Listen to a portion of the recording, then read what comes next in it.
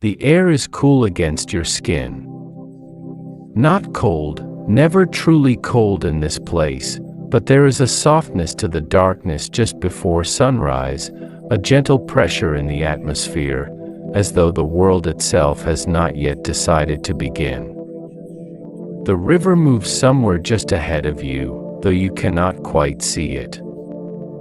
You can hear it, though. A low, patient murmur. A slow turning of water against reeds. The Nile in the final hour before dawn sounds less like a river and more like breathing, deep, slow, ancient breathing, and the mud beneath your bare feet is cool and dense and carries the faint mineral smell of everything the water has ever touched on its long journey down from the mountains of the south. This is the Black Land. Kemet. The name the people who lived here gave to the dark, fertile soil that the river left behind each year when it drew itself back from the flood. Not a desert civilization, though the desert was always close. Not a world of golden monuments and marble silences, though the monuments existed and were, even then, already old. This was a world of mud and grain and river light. A world of linen hung out to dry in the afternoon heat, of bread baked before sunrise, of children playing in the dust outside low doorways while their fathers sharpened tools and their mothers balanced clay jars on their heads with the easy authority of long practice. Tonight, or this morning, in the hour before the sun remembers to rise, we are going to walk slowly through that world together. There is no hurry. The river will still be here. The birds that nest in the papyrus along the bank will begin to call soon, but not yet. For now there is only the water and the dark and the vast, unhurried stillness of a civilization going quietly about its life 4,000 years ago. Close your eyes, if they are not already closed. Let the night settle around you. Somewhere behind you, behind the line of palm trees that stand along the bank like patient sentinels, a village is sleeping. You can smell the remnant of last night's fire. A thin thread of wood smoke still drifting upward from the coals banked inside a cooking hearth, mixing with the heavier smell of the river, the faint sweetness of the dum palm that grows along the edge of the cultivation. The houses are low and white in the starlight. Mud brick walls, smoothed and replastered each season, glowing faintly in the dark like shapes remembered from a dream.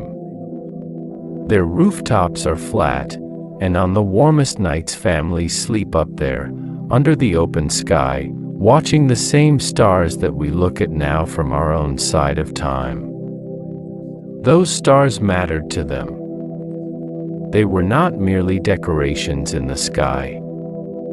The ancient Egyptians organized their calendar around the movements of specific stars, and their most sacred astronomical event, the Heliacal rising of Sirius, the brilliant blue-white star they called Sopdet, announced the coming of the flood each year with a precision that felt, to them, less like coincidence and more like the gods keeping their promises.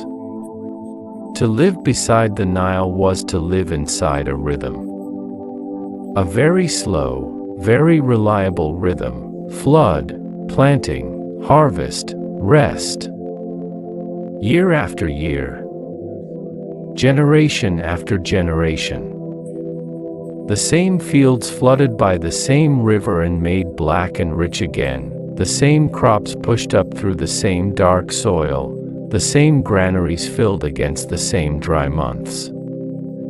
It was not a life without uncertainty. Disease came, the flood was sometimes too low or too high, rulers rose and fell and the taxes they demanded were always real, but it was a life organized around continuity, around the expectation that the world would do, more or less, what it had always done.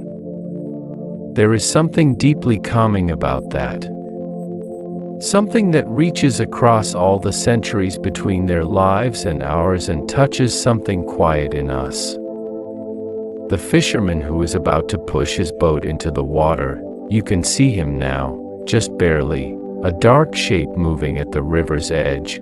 He does not think about any of this. He is thinking about the current, about where the fish were yesterday, about whether the reed mat on the bottom of his boat needs patching. He is perhaps 30 years old, though he looks older, because the sun here is relentless and work begins early and does not end until the light is gone. His hands are rough. His feet have never worn shoes, not once in his life, and the soles are thick and calloused and as dark as the earth he walks on. He inherited this boat from his father, who inherited it from his, and the design of the vessel, low and flat, curved at both ends, woven from the papyrus reeds that grow tall and dense at the river's margin, has not changed in any meaningful way for 1,000 years before his birth and will not change for many hundreds of years after his death. He knows the river the way you know your own house in the dark. Every current, every sandbank, every place where the depth drops away suddenly beneath the surface. He steps into the boat without looking down, sets his net, pushes off from the bank with a long pole, and the Nile accepts him without comment, the way it accepts everything, slowly, quietly, completely. The stars are beginning to fade now. Not disappear, just soften, the way things soften when the eye adjusts and realizes the darkness is no longer quite as absolute as it seemed. On the eastern horizon, there is the very first suggestion of a color that is not black. Not yet pink, not yet gold. Something between gray and amber, faint as a whispered word, rising behind the low line of desert escarpment on the far bank. The egrets that sleep in the acacias along the river edge begin to shift and murmur. A frog somewhere in the reeds calls once and then stops. The fisherman, now 30 meters from the bank, does not turn to look at the sunrise. He has seen it every morning of his life. He watches the water instead, reads its surface for the small dimpling movements that tell him where the fish are moving beneath. This is how most mornings began in ancient Egypt. Not with ceremony or spectacle. Not with the grand religious processions that the temple walls depict. Those existed, but they were rare, seasonal, exceptional. Most mornings began the way mornings begin everywhere, in every era, in every civilization built beside a source of water, with the smallest sounds of ordinary life returning to itself. A child coughing in a back room. A dog stretching in a doorway.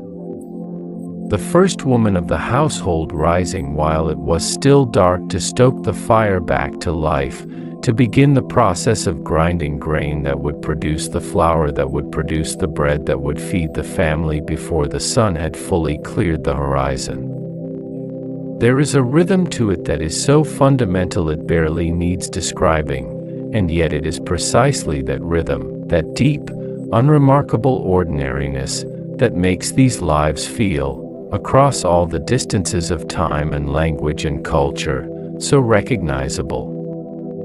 So close. We think of ancient Egypt as a world of pharaohs and death masks and golden sarcophagi.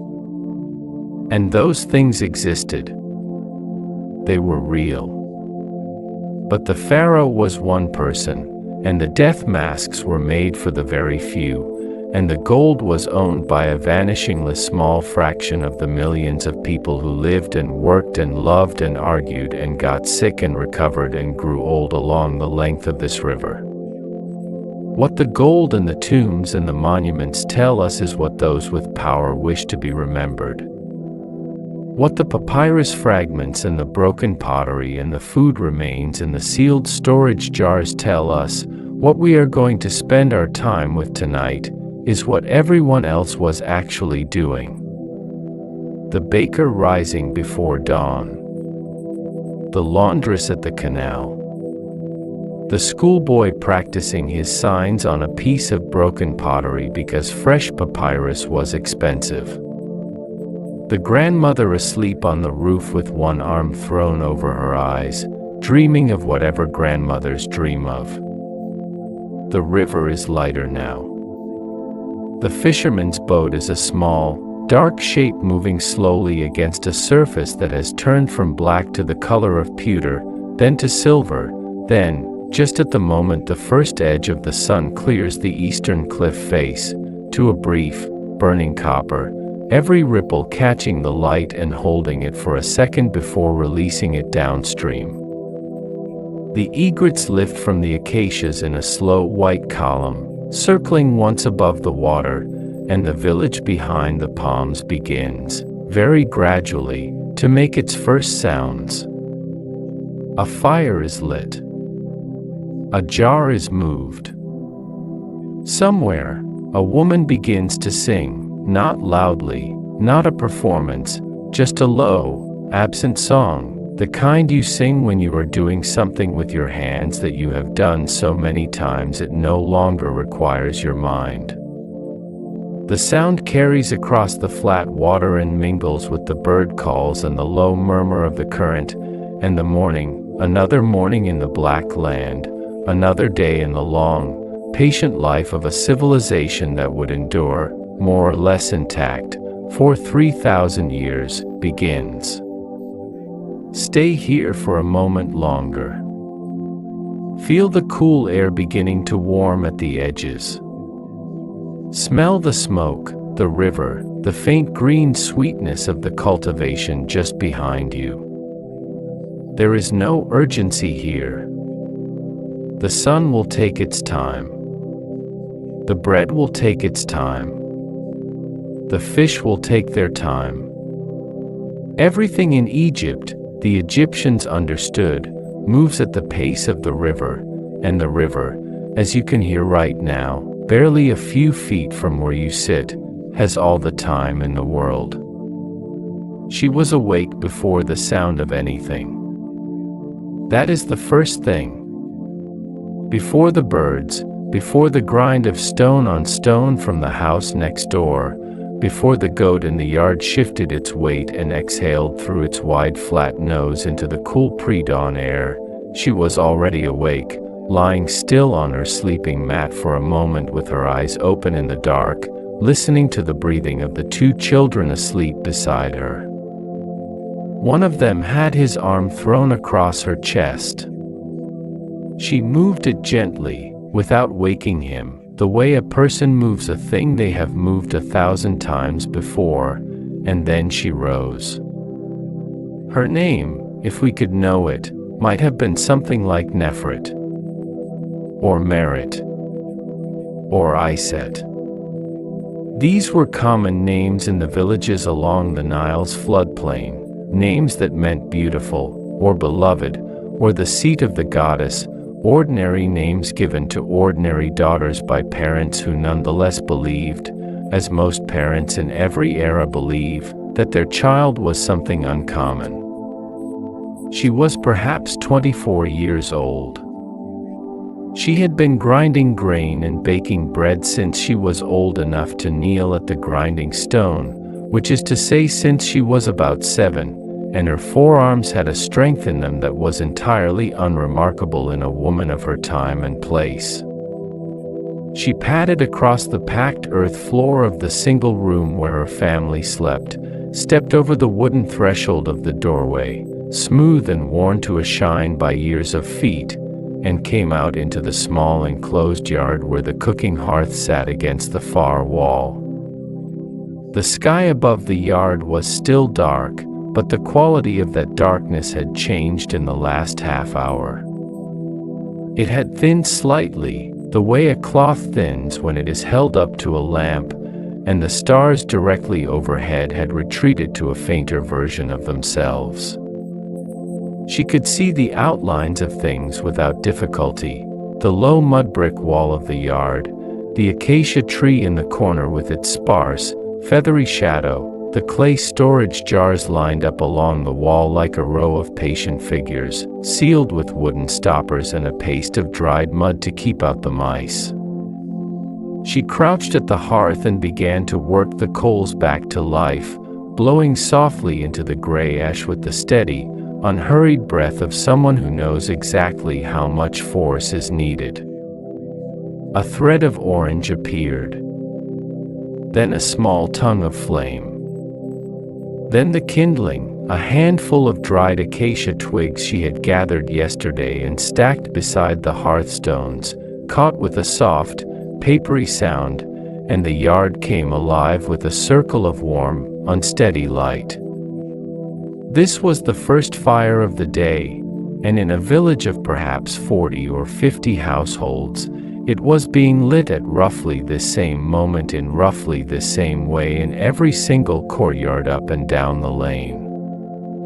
The smell of wood smoke was the smell of morning here, not an intrusion, not a nuisance, but simply part of the texture of the hour, as natural and expected as the sound of the river or the first tentative notes of the hoopoe bird that nested somewhere in the palms at the edge of the village. Wood smoke, and beneath it, carried on the same still air, the heavier, warmer smell of animals, the goat in the corner of the yard, the two geese tethered near the wall, the faint persistent sweetness of cattle from the larger household a few doors down the lane whose owner was, by the modest standards of this community, something approaching prosperous. The village itself was not large. Set back from the Nile's bank by perhaps 200 meters, far enough to be safe from the ordinary fluctuations of the water, close enough that the walk to the river for the morning's first jar of water took no more than a few minutes, it was a cluster of low, thick-walled houses arranged in no particular order along two main lanes and several narrower passages between them. The houses were made of mud brick, bricks formed in wooden molds from a mixture of Nile mud, chopped straw, and water, left to dry in the sun for several days until they were hard and pale and light enough to stack. It was a building material of extraordinary practicality. The mud bricks were cheap, the river provided an essentially inexhaustible supply of the raw material every flood season, they were easy to make, easy to repair, and in this climate, where rain was so rare as to be almost mythological, they lasted for decades without significant deterioration. The walls they formed were thick enough to keep the interior cool through even the most punishing months of summer heat, and on winter nights like this one, they held the warmth of the previous day's sun long after darkness had fallen. Inside these houses, the arrangement was simple and practical in the way that things become simple and practical when they have been worked out across many generations of real use. The main room served as sleeping space, living space, and on rainy days, rare as those were, a place to work. At the back of the main room, or sometimes in a separate small chamber accessed through a low doorway, the grain was stored, wheat and barley in large pottery jars or woven baskets sealed against insects and rodents. A wooden chest or two held clothing, tools, the small objects of personal significance, an amulet, a child's toy, a mirror of polished copper so old that its reflecting surface had grown soft and slightly diffuse. Against one wall, a low sleeping platform raised the family slightly off the floor, where the night's cool settled heaviest. Wooden headrests, not pillows, which were an object of luxury belonging to a different economic register entirely, supported sleepers' necks at an angle that looks, to our eyes, deeply uncomfortable, but which was simply the normal position of rest for everyone who grew up with one. By now, Nefret had the fire properly established. She set the heavy clay pot, dark with years of use, its base permanently stained black from countless mornings of exactly this, directly into the heart of the coals, wedging it steady with 3 flat hearthstones, and poured in water from the jar she kept filled each evening before bed. While the water heated, she moved to the grinding stone. This was a low, flat slab of rough granite set at a slight angle on the ground, and beside it a smaller, rounder stone that fit comfortably in 2 hands. She poured a measure of wheat grain onto the lower stone, lifted the upper stone, and began. The sound it made was a low, rhythmic scraping, a rough and steady music that would have been familiar to any person alive anywhere in the world at that moment, from the Nile Delta to the Indus Valley to the villages along the Yellow River, the universal sound of the morning grain being made into something that could sustain human life through another day. It was not quiet work in the sense of requiring no effort. The muscles of her shoulders and forearms moved with each stroke, and the stone was heavy, and the grain resisted in the way that any raw material resists the first application of force. But it was quiet in the sense that mattered, rhythmic, repetitive, familiar, the kind of work that empties the mind of everything except the task itself, so that the thoughts can drift where they will without being called back. She may have been thinking about the bread. She may have been thinking about the fact that the older child had been coughing in the night and whether the cough was ordinary, the kind all children had, the kind that came with the change of season, or something requiring a visit to the woman 2 lanes over who knew the remedies, who kept a small collection of dried herbs and ground minerals and knew what to do with them. She may have been thinking about nothing at all. We cannot know. We can only watch the movement of her shoulders in the firelight and listen to the slow, steady sound of stone on grain filling the small yard, mixing with the smoke and the animal smell and the first far calls of the birds waking in the papyrus, as the sky above her head shifted, almost imperceptibly, from dark to something lighter than dark. Down the lane, a door opened and closed. A neighbor's dog, a lean, short-haired animal of the type the Egyptians kept, pointed ears and curling tail, recognizable in 10,000 years of wall paintings, lifted its head from the threshold where it slept and regarded the lane for a moment before deciding that whatever had moved was not worth the effort of getting up. The geese near the wall stirred and muttered to themselves with the low, self-important conversation that geese always seem to be having. The goat moved to the end of its tether and stood there looking at the fire with the calm, mild attention that goats give to everything, as though the entire world were a mildly interesting object they were considering purchasing. The flour was ready, or ready enough. Never perfectly fine, never entirely free of the small fragments of stone grit that the grinding process always introduced, which is why so many ancient Egyptian skulls, when they are examined by modern researchers, show the worn, abraded teeth of people who spent their lives eating bread that contained just a little more mineral matter than bread ideally should. She swept the flour into a clay bowl, added water from the heating pot, a measure of old dough saved from yesterday's batch to act as the leavening, and began to knead. Her knuckles worked into the mass with the same rhythm as the grinding stone: push, fold, turn, push again, and the dough slowly became smooth and elastic under her hands, paler than you might expect, with a faint gray-brown color from the flour's impurities, and a smell, warm, slightly sour, deeply familiar, that is, if you close your eyes and allow yourself to imagine it, Not so different from the smell of bread being made in a kitchen in any country, in any century, at any hour of any morning when someone who loves the people in their household has risen before the light to feed them. By the time the first genuine brightness appeared at the eastern edge of the sky, a warm, clear gold beginning to dissolve the gray, the bread was shaped and set to prove near the warmth of the fire, and the lane outside the yard had begun to fill with the first sounds of a community remembering itself. A child's voice, high and clear, asking a question. An answer from somewhere inside a house, lower, murmured, not yet fully awake. The clank of a jar being lifted from a stone surface. The soft, heavy sound of a door being opened against its wooden pivot. Footsteps, sandaled, bare, the particular shuffle of someone still half asleep, moving down the packed earth lane toward the river.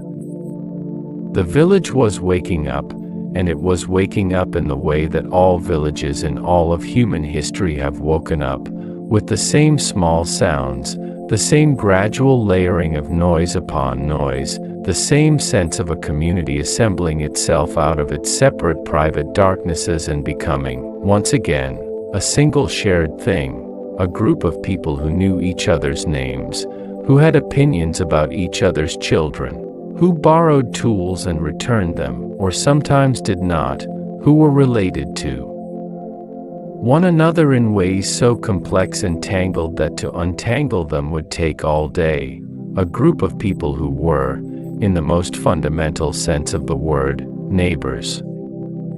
Stand at the edge of this lane for a moment and let the morning settle around you. Feel the air warming already at the edges, the chill of the night retreating toward the river where it will hold on a little longer in the shade of the papyrus. The smell of bread beginning to bake, not just from this yard, but from 3 or 4 others nearby, the same smell multiplied and drifting together into something that is less a smell and more a mood. The sound of the grinding stones, overlapping now, several of them going at once, a rough and patient chorus. The children beginning to appear in doorways, blinking, their hair unsettled from sleep, their eyes still slow with it, being handed things, a piece of yesterday's bread, a cup of something warm, before they are entirely ready to receive them. This ordinary life. This irreplaceable, unrecorded, almost entirely forgotten ordinary life that went on here, beside this river, for so long and with such quiet persistence that even the desert, in the end, could not entirely erase it.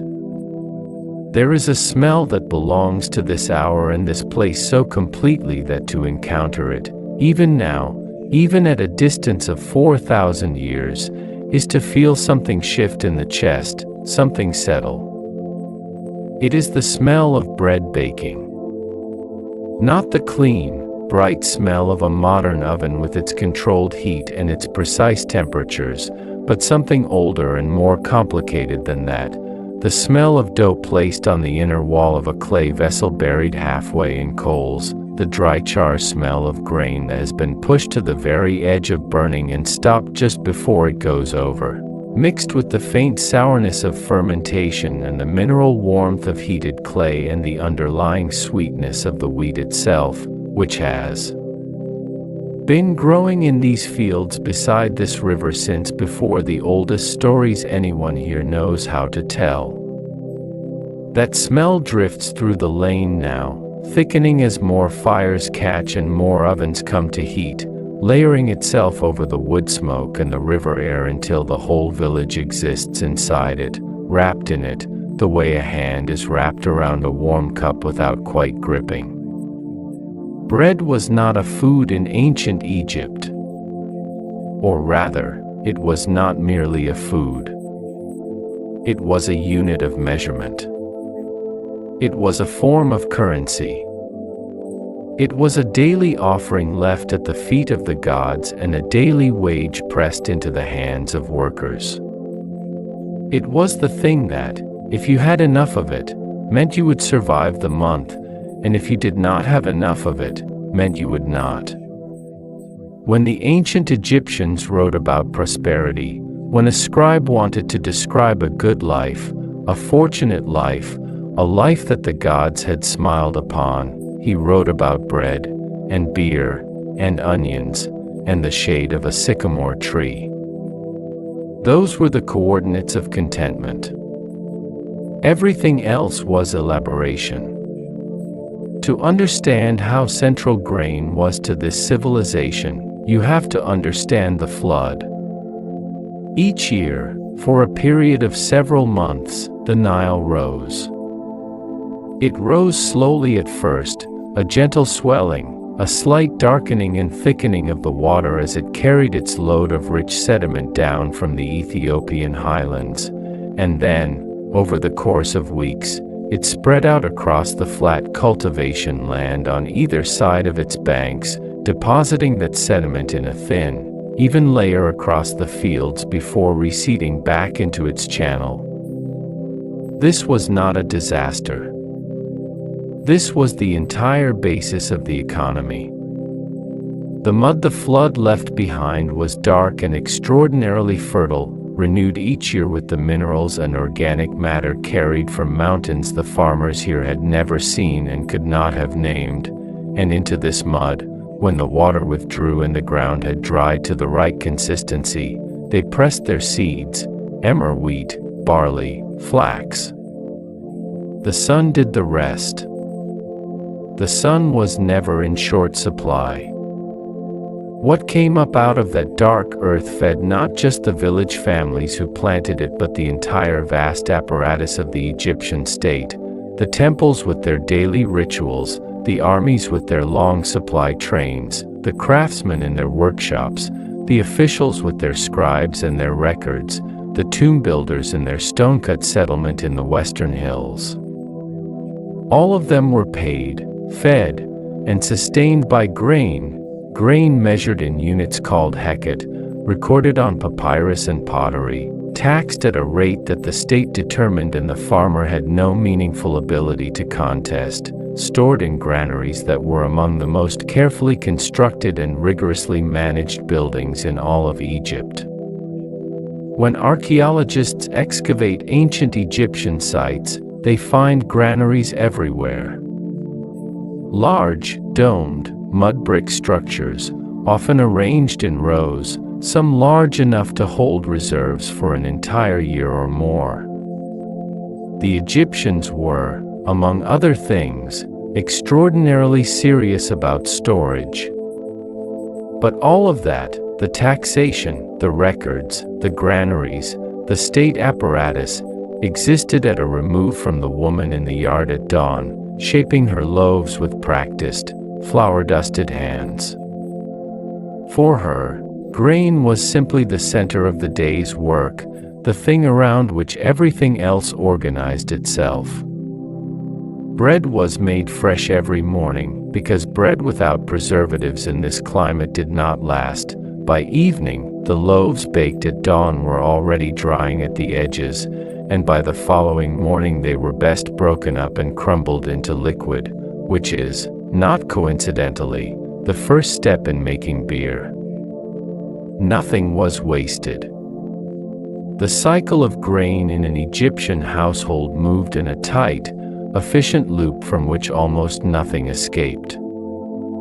There were at least 30 different types of bread known to the ancient Egyptians.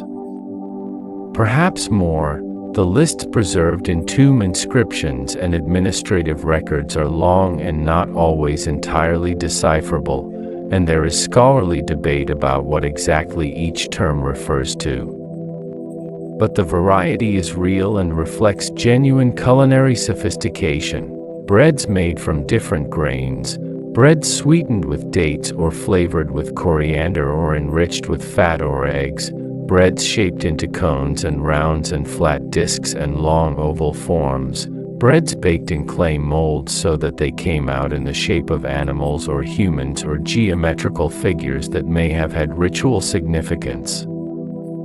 The large commercial bakeries that operated in major settlements, places like the workers' village at Deir el-Medina, or the bakeries that served the pyramid construction sites at Giza, baked on a scale that required specialization and organization, with some workers tending the fires, others grinding, others mixing and shaping, others managing the ovens. Archaeologists excavating the Giza Plateau found a bakery complex capable of producing bread for thousands of workers, and the tool marks and ash deposits and potsherds they found there let them reconstruct the process in extraordinary detail. The long rows of bread molds, the pits where the fires burned, the flat stones where the dough was worked. In the lane outside the small courtyard where Nefert works, a man passes carrying a bundle of emmer wheat on his back, heading in the direction of the central storage area where the village's communal grain reserves are kept.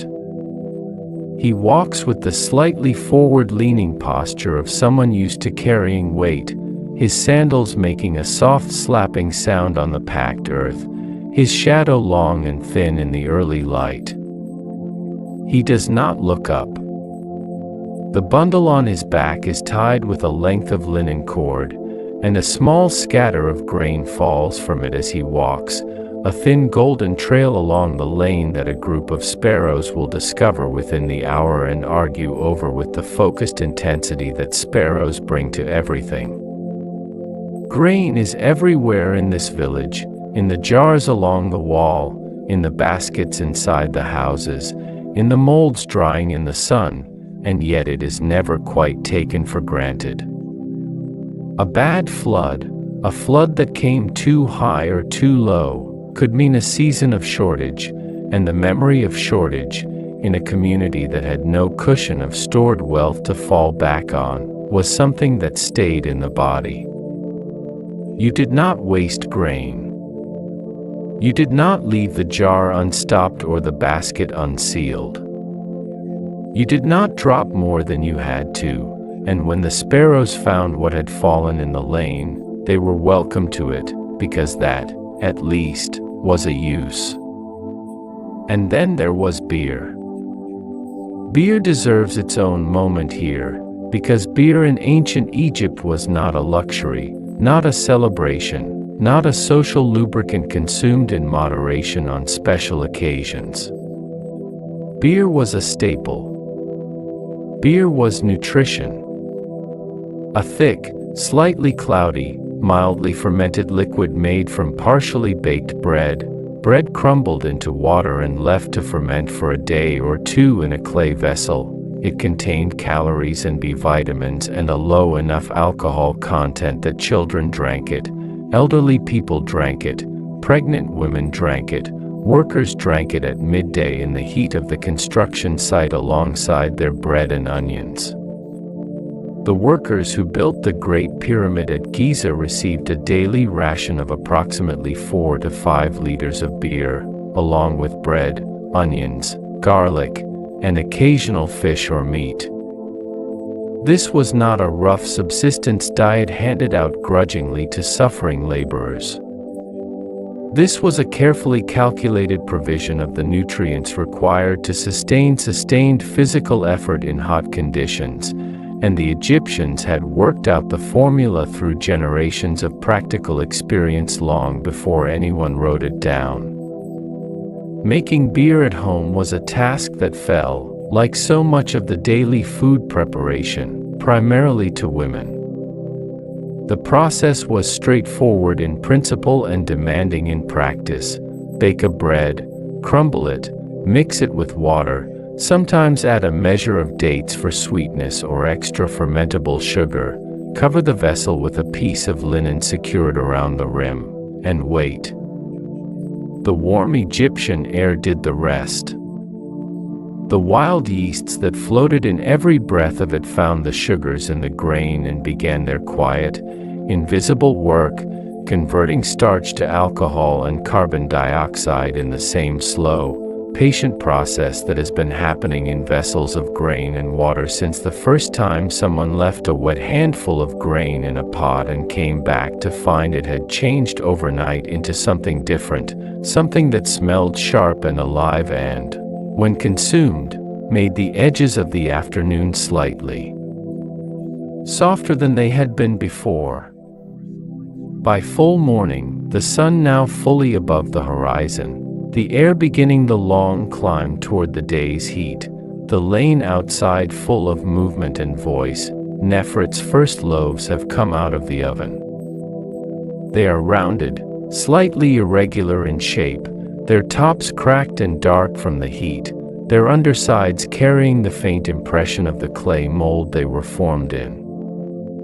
She sets them on the flat stone shelf along the yard wall to cool, and for a moment the smell from them is so dense and warm that it is almost a physical thing, almost something you could reach out and hold in your hands.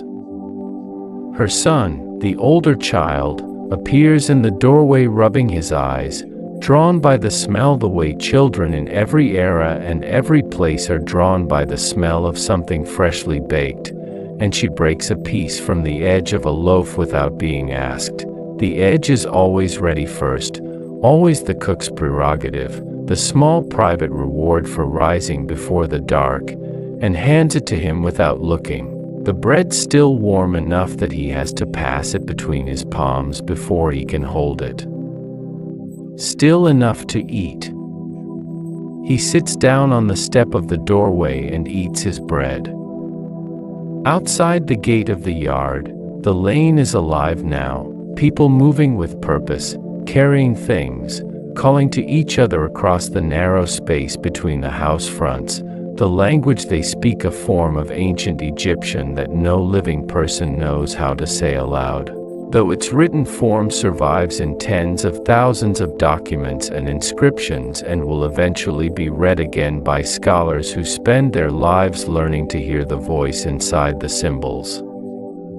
But here, now, in this lane, it is simply the sound of people talking to each other in the morning, and whatever language it is, the rhythm of it is the rhythm of all morning talk everywhere, quick and practical, the day's tasks being laid out, questions being asked about small things, the particular shorthand of people who know each other so well that half the sentence goes unspoken because the other person already knows how it ends.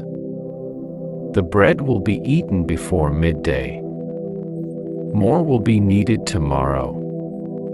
The grain in the jar by the wall has perhaps another 10 days in it, and then her husband will need to draw from the communal store, which means an interaction with the man who keeps the records, who will note the transaction on a piece of pottery with a brush and a little black ink and place it in the pile of other such transactions that accumulates over the weeks into a small archive of ordinary days, of bread and grain and the slow, steady work of keeping a family fed inside the turning wheel of the flood season.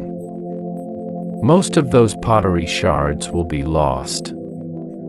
Some of them will survive, buried under the accumulated debris of centuries, until a person with a brush and a careful eye finds them in the dirt of an excavation and reads them and understands, with a particular quality of wonder that does not get old no matter how many times it happens, that what they are holding is a grocery record.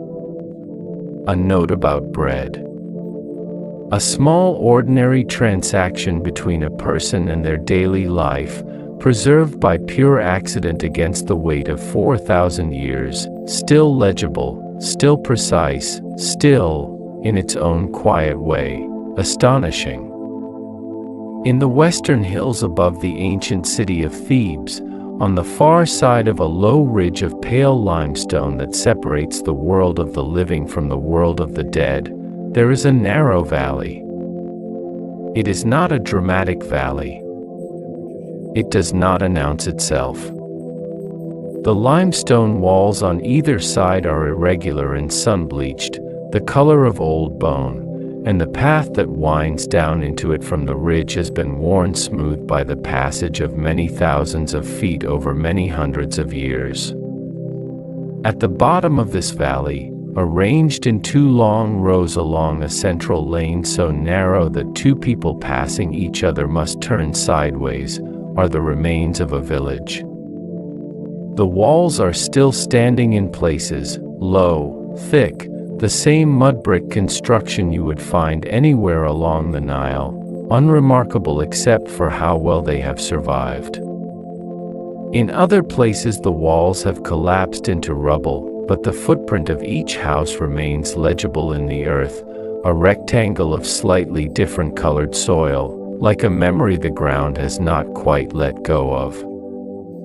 This was Deir el-Medina, and the people who lived here were, in the most precise and literal sense of the phrase, the builders of eternity.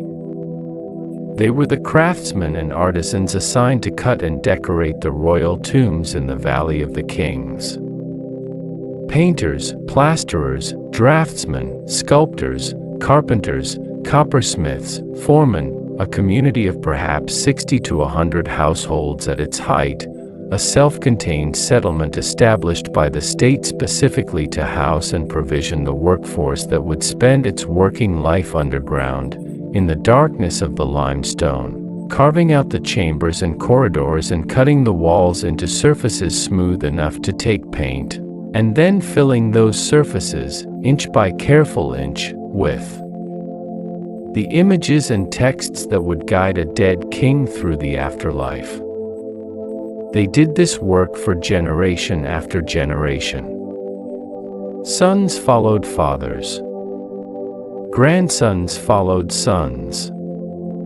The village endured for nearly 500 years, from roughly 1550 to 1080 BC, and in that time its inhabitants left behind not just the tombs they carved, which are, by any measure, among the most extraordinary human creations that have ever existed, but something rarer and, in its own way, just as remarkable, an archive. Because they were literate. Many of them, at least, the draftsmen and scribes certainly, and a surprising number of the ordinary workmen as well, or at least literate enough to scratch a message on a piece of broken pottery when the occasion demanded. And the occasion demanded with some frequency. Deir el-Medina has yielded, over more than a century of archaeological excavation, tens of thousands of ostraca, those broken pieces of pottery and chips of flat limestone that served as the scrap paper of the ancient world, on which the inhabitants of this village recorded the texture of their daily lives with a directness and a specificity that no other site from the ancient world can quite match. Legal disputes, love letters, shopping lists, medical records, attendance logs, complaints to supervisors, notes about whose turn it was to fetch the water, all of it scratched or painted onto curved pottery fragments and flat stone chips and left in the houses or the rubbish heaps or the storage pits, where the dry desert air of the western hills preserved them, unread, for 3,000 years. One ostracon, recovered from the ruins of the village and now held in a museum collection, records an attendance register for a work crew. The scribe who kept it noted, against each man's name, the reason for his absence on a given day. The entries are brief and practical and entirely devoid of drama, and yet reading them across the distance of 32 centuries produces something that is very difficult to name, a kind of vertigo, perhaps, or a sudden collapsing of distance, the sensation of a floor giving way beneath your feet and finding that the room below is inhabited. Ostracon, Deir el-Medina Attendance Register, c. 1250 BC. Absent, his mother was ill. Absent, I trouble. Absent, he was brewing beer. Absent, his wife was unwell. Absent, he was embalming his brother. Absent, building his own house. Absent, he was bitten by a scorpion. The scorpion, the mother, the eye trouble, the beer that needed brewing. These are not the excuses of a laboring class ground down into anonymity by the machinery of a pharaonic state.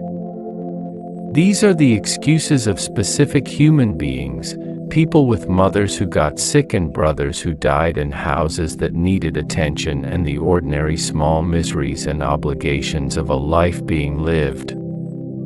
The scribe who recorded them did so without comment, without apparent judgment, simply noted them down in the same ink and the same hand used for every other entry, because they were simply facts, and facts were the scribe's business, and the distinction we might draw between the historically significant and the historically trivial would have meant very little to a man whose job was to keep an accurate record of who showed up for work. The work itself was extraordinary and the conditions in which it was done were not comfortable. The Valley of the Kings lies perhaps a 40-minute walk from Deir el-Medina, over the ridge and down into a narrower, more sheltered valley to the north. The men walked this route in the early morning, carrying their tools, copper chisels of various sizes, wooden mallets, adzes, measuring cords, the small oil lamps that would be their only source of light underground, and they walked it again in the evening, back over the ridge to the village. During the 10-day work period, the Egyptian work week was 8 days on, 2 days off. They did not make this walk at all. Instead, they slept in simple stone huts near the work site, a halfway settlement between the valley and the village, where the women who brought their midweek provisions would sometimes catch a glimpse of husbands they would not properly see again until the rest day came. Inside the tomb, the noise was considerable.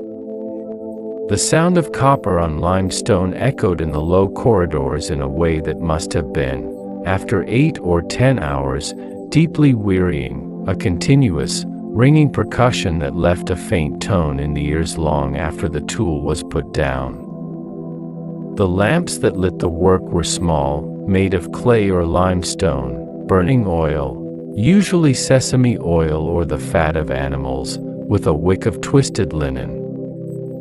They gave enough light to work by, but it was a poor and wavering light, and the smoke they produced in the enclosed space accumulated in the upper parts of the corridor unless the ventilation shafts were well maintained, which they were not always.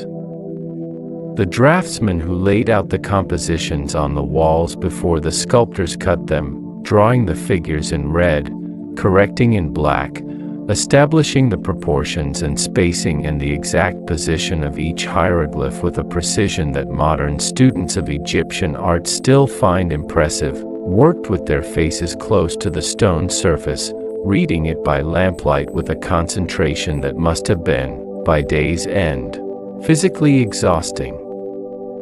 And yet the work was skilled, and skilled work was respected here. And the craftsmen of Deir el-Medina knew that what they were making would endure.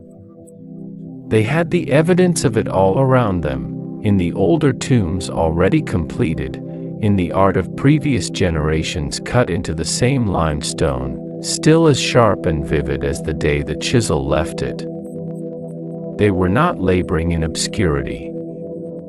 They were part of a tradition that stretched back centuries and would, if the gods were good and the state remained organized, stretch forward for centuries more. There was pride in that.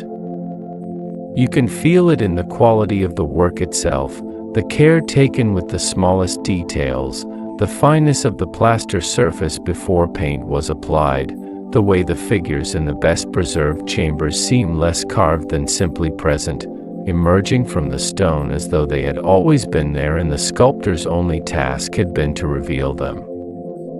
But daily life in the village was not all art and eternity. It was also, abundantly, loudly, and sometimes hilariously, argument. The ostraca from Deir el-Medina are full of disputes about property boundaries, about unpaid debts, about animals that wandered where they should not have wandered, about garments borrowed and not returned, about inheritances contested across multiple generations by parties who each had compelling written evidence to support their position, which they submitted in duplicate to the local court that met in the village and was administered by the foreman. One document records a dispute about a stolen pig. Another concerns a debt of grain that a man claimed his neighbor owed him, going back, and here the record becomes somewhat difficult to follow, to a transaction undertaken by his father-in-law some years earlier with a third party who was now dead. The village court sat and heard the evidence, in the manner of courts everywhere, and rendered a judgment, and the judgment was recorded, and the pottery shard on which it was recorded ended up in the rubbish heap, and the rubbish heap ended up under 3,000 years of desert debris, and then a French archaeologist named Bernard Bruyère spent much of the 1920s and 1930s carefully excavating it, and now we know about the pig. There were also, recorded in the same archive, moments of a different register entirely. A man named Nonakti made a formal legal declaration, late in her life, disinheriting several of her children from her personal estate on the grounds that they had not supported her adequately in her old age. She enumerated each one and stated her grievance clearly, in the particular tone of a woman who has been patient for a long time and is no longer patient. This son did not look after her. This daughter gave her nothing when she was ill. This one did not bring oil, did not bring linen, did not come. She left her estate to the children who had cared for her. The document is so direct, and the feeling behind it so recognizable, that reading it produces the same reaction in essentially everyone who encounters it for the first time, a small, startled laugh, followed by something quieter and more complicated. The same story. The same family. The same specific, worn-down love that manifests as justice when tenderness has been exhausted. And then there are the strike records. In the 29th year of the reign of Ramesses III, around 1170 BC, the rations at Deir el-Medina fell into arrears. The grain and the oil and the fish and the vegetables that the state was obligated to provide as payment for the craftsman's labor simply did not arrive on schedule, and then did not arrive for a second month, and then a third. The men waited. They sent messages to the administrators responsible. They received reassurances that were not followed by grain. And then, on a day in late autumn, they did something that had apparently not been done before in the known history of the Egyptian state. They stopped work, walked out of the Valley of the Kings, sat down at the mortuary temples along the edge of the cultivation, and refused to move until someone in authority came to hear their complaint. Which is to say, they went on strike. The account of what happened next, the negotiations, the partial payments, the promises made and the further delays and the further sit-downs, is preserved in a papyrus document of remarkable clarity and detail. The workers' stated position was simple and unanswerable: we have not been fed. We cannot work if we are not fed. Feed us. It is a sentence so practical and so human that it requires no translation across the centuries. It lands directly, without effort, in the body, where all the truest things always do. The valley is very quiet now. The sun has been down for hours and the limestone walls are pale in the moonlight, and the remains of the village at the bottom of the narrow valley hold their silence the way old things hold their silence, not emptily, not with absence, but with a kind of density, the accumulated weight of all the days that were lived here, All the bread that was baked and the beer that was brewed and the arguments that were settled and not settled and the children who were born and grew up and became craftsmen themselves and walked over the ridge in the early morning carrying their copper chisels into the dark. They are gone, and the kings they worked for are gone, and the state that organized their labor and sometimes failed to pay them is gone, and the language they wrote their complaints in required 2,000 years of forgetting and 170 years of painstaking scholarly effort to recover. But the ostraca remain. The work remains. And somewhere, in a glass case in a museum in a city that would have been entirely incomprehensible to any of them, the attendance register remains, and on it, in careful black ink, the note about the scorpion, written in the hand of a scribe who wanted only to be accurate, who could not have known that accuracy would turn out to be a form of immortality. She is standing in front of a copper mirror. The mirror is small, perhaps the size of her open hand, polished to a brightness that the years have softened into something less than true reflection and more than mere suggestion, so that the face looking back at her is her own face but warmer, slightly diffuse, as though seen through very still water. She holds the mirror in her left hand and with the right she draws a line of black coal along her lower eyelid, using a thin wooden applicator dipped into a small alabaster pot that sits on the low shelf beside her. The line is steady. She has done this every morning for as long as she can remember, and the muscle memory of it has become so complete that she could do it in the dark, which occasionally she has had to. The coal is not merely cosmetic, though it is that too. It reduces the glare of the sun, which in this country is a practical concern of some weight, and it contains compounds, lead-based, as it happens, that inhibit the bacteria that cause eye infections, which the ancient Egyptians suffered from frequently and treated with a pharmacopoeia of remedies that was, by the standards of the ancient world, surprisingly sophisticated. They did not know why the coal helped. They knew that it did.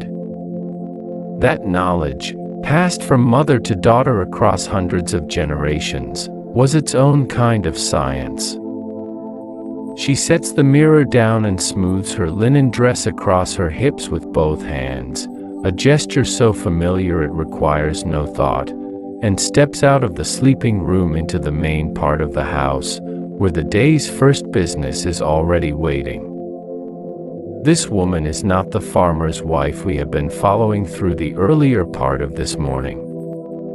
She lives in a slightly larger house, in a slightly more prosperous quarter of a slightly larger settlement, and her husband is a scribe in the local administrative office, which means they are not wealthy. Wealth, in the sense we understand it, was concentrated in this society in the hands of a very small number of people at the very top of a very tall pyramid, but they are comfortable, or as close to comfortable as most people in the ancient world ever came.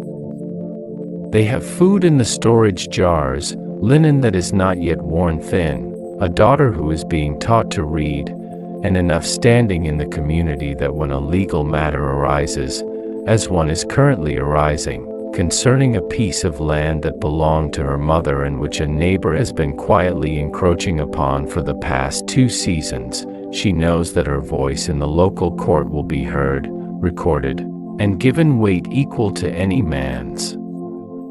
That last detail is worth staying with for a moment, because it is one of the things about ancient Egyptian women that surprises almost everyone who encounters it for the first time, and goes on surprising them even after they have had time to absorb it. Egyptian women, of all social classes, with very few exceptions, had full legal personhood under Egyptian law. They could own property independently of their husbands. They could buy and sell land, goods, and livestock in their own names. They could enter into contracts, bring lawsuits, serve as witnesses in legal proceedings, and have lawsuits brought against them in their own right. They could make wills leaving their property to whomever they chose. They could initiate divorce. An Egyptian divorce, for both parties, was a relatively straightforward civil matter, requiring no religious sanction and generating a legal settlement that protected the financial interests of the party who had brought the larger share of property into the marriage. A woman who divorced her husband left with what she came with, plus 1/3 of whatever wealth had been accumulated jointly during the marriage. This was the law. It was written down.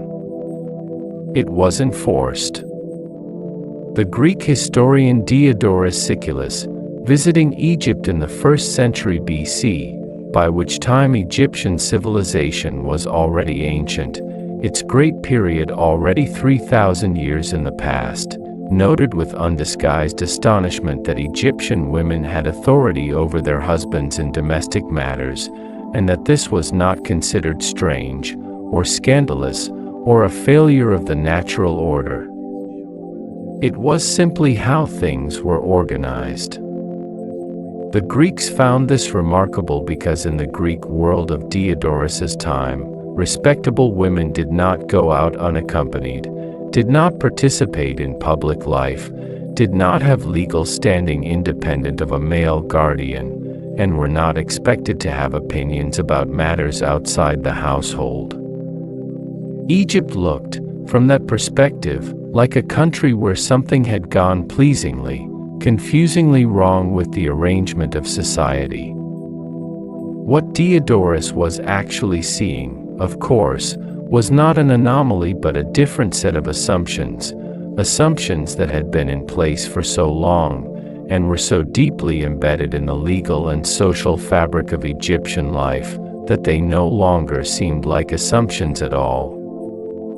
They were simply the way things were. This does not mean that Egyptian women lived lives of unconstrained freedom or social equality in any modern sense.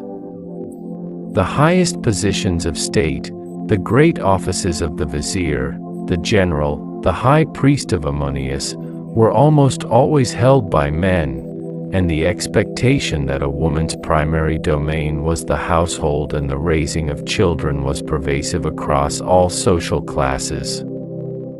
The words used in Egyptian to describe a woman's highest social role, nebetpor, mistress of the house, locate her authority firmly within domestic space, and that authority, though real, was real within specific boundaries. Women in the fields worked alongside men but were paid less grain for the same labor.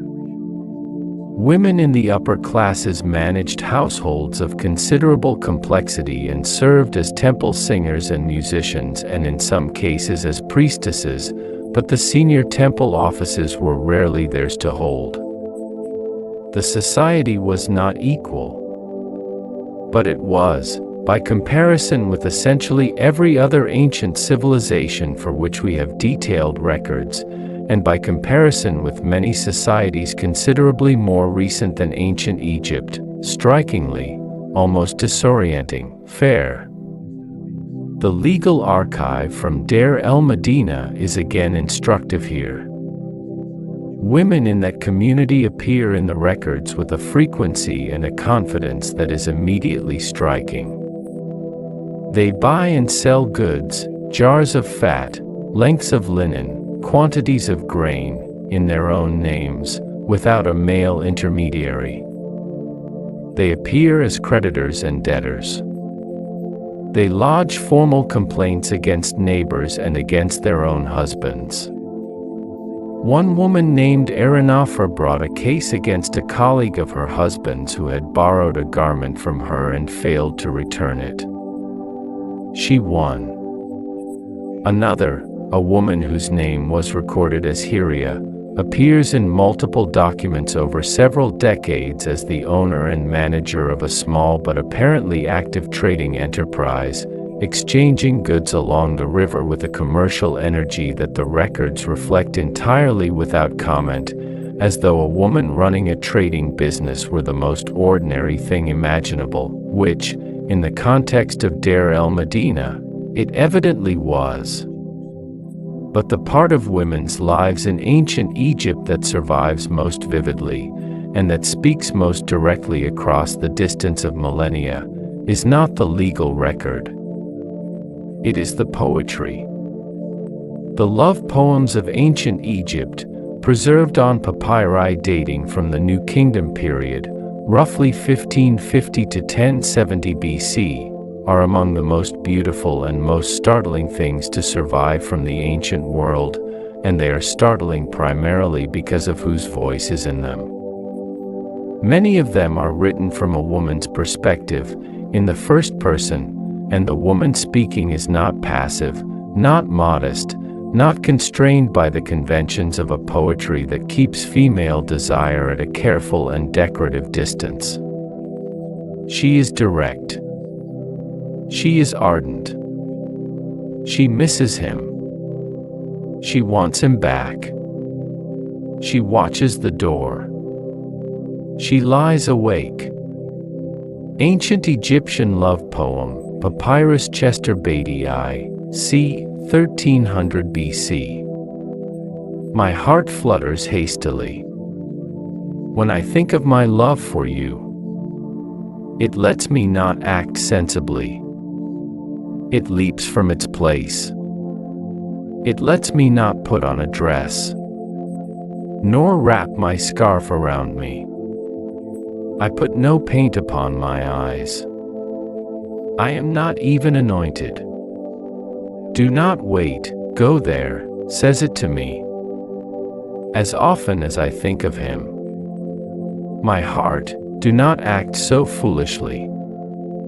She is not anointed. She forgot her coal. She is not behaving sensibly and she knows it, and the poem holds both things simultaneously, the self-awareness and the helplessness, with a lightness that feels not ancient at all but entirely immediate, entirely alive, the kind of feeling that does not belong to any century in particular because it belongs, stubbornly and permanently, to every one of them. The men she is thinking about is, in other poems in this same collection, figured as a field of flowering plants, as a pool of clear water, as the smell of something carried on the wind from a great distance. The imagery is physical and gentle and specific, and the woman whose voice carries through these images is someone whose inner life had the same weather as our own inner lives, the same sudden warmth, the same distraction, the same small comedy of a person surprised by feeling into forgetting what they were about to do. Lower on the social scale, the daily life of ordinary Egyptian women moved in the rhythms we have already begun to follow, the grinding and the baking, the weaving that occupied much of the afternoon hours, the management of the household economy that required, in practice, a kind of continuous low-level administrative skill, tracking what was stored, what was owed, what needed to be obtained, how to stretch the grain through the weeks before the next ration arrived. Weaving was particularly important, both economically and socially. Linen, made from the flax grown in the fields alongside the wheat and barley, was one of the primary textiles of the ancient world, and Egypt produced it in quantities large enough to export as well as consume domestically. The linen from the finest Egyptian workshops was of a quality so extraordinary that Roman writers, centuries later, described it in terms that suggest something closer to reverence than commerce, cloths so fine and so white that they appeared almost translucent, soft as water against the skin. The women who produced it worked at horizontal ground looms. The technology would not shift to the vertical loom until relatively late in Egyptian history, sitting cross-legged on the floor with the warp threads stretched out before them, passing the shuttle back and forth with a motion as rhythmic and as automatic as breathing. A woman weaving. A woman grinding grain. A woman holding a mirror in the early morning light. A woman in a court of law, presenting her claim about the encroached land with the calm, unhurried precision of someone who has thought carefully about what she is going to say and sees no reason to be anything other than clear. A woman lying awake, thinking about someone, her heart behaving foolishly in her chest while the night sits heavy and warm around her. These are not fragments. They are not mere glimpses. They are the continuous, living texture of real lives, and the women who lived them inhabited their world with a fullness and an agency that their contemporaries in many other parts of the ancient world, women whose laws said they were not persons, not owners, not witnesses, not parties to their own existence, did not possess. We do not know their names, most of them. We know the shapes their lives made. We know the tools they held, the words they wrote or had written for them, the feelings they recorded in the only medium that outlasts everything else, which is the poem, that strange, compressed, stubbornly surviving form in which a person says, "I was here. I felt this. It mattered to me." Remember. The woman with the copper mirror sets it back on the shelf. The face in it, warmer than her actual face, softer at the edges, fades as she moves away, until the mirror holds only the pale rectangle of the window and the morning sky beyond it, blue already and brightening fast, the day arriving whether anyone is quite ready for it or not. Outside, the lane is fully alive now. The sound of voices, of footsteps, of the persistent low argument of geese somewhere along the canal. A girl of perhaps 12, carrying a jar of water balanced on her head with the particular still-neck posture that this requires, walks past the doorway without looking in. Her eyes are straight ahead, focused on some middle distance that exists only for people carrying things. She has her mother's hands. She is already, without quite knowing it, learning everything she needs to know. Somewhere in the collection of the Egyptian Museum in Cairo, there is a small wooden crocodile. It is perhaps 20 centimeters long, carved from a single piece of acacia wood, painted in fading stripes of brown and ochre, and fitted with a lower jaw on a pivot so that when a cord attached to the tail is pulled, the mouth opens and snaps shut. It is approximately 3,300 years old. It is, unmistakably and without any possibility of misidentification, a toy. Not a ritual object. Not a votive offering or a funerary model or a symbolic representation of divine power. A toy, made by someone's hands for a child to play with, to drag across a stone floor or a packed earth yard, snapping its painted jaws at whatever the child pointed it toward, at the ankles of adults or the tail of the household cat or the feet of younger siblings who were reliably, endlessly, terrified by it. You can feel the intention in the object. You can feel the care of its making and the specific, affectionate humor of whoever carved that pivoting jaw, who knew exactly what a child would do with it and made sure the thing would oblige. Children are everywhere in the archaeological record of ancient Egypt, if you know how to look for them.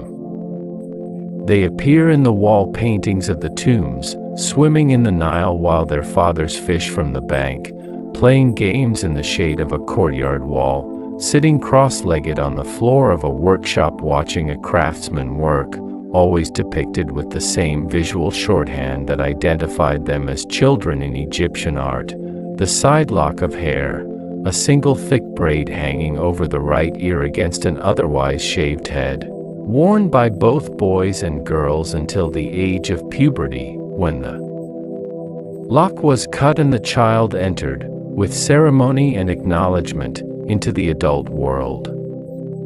In paintings, children are often shown at a smaller scale than the adults around them, which in Egyptian art was not a question of perspective but of social hierarchy.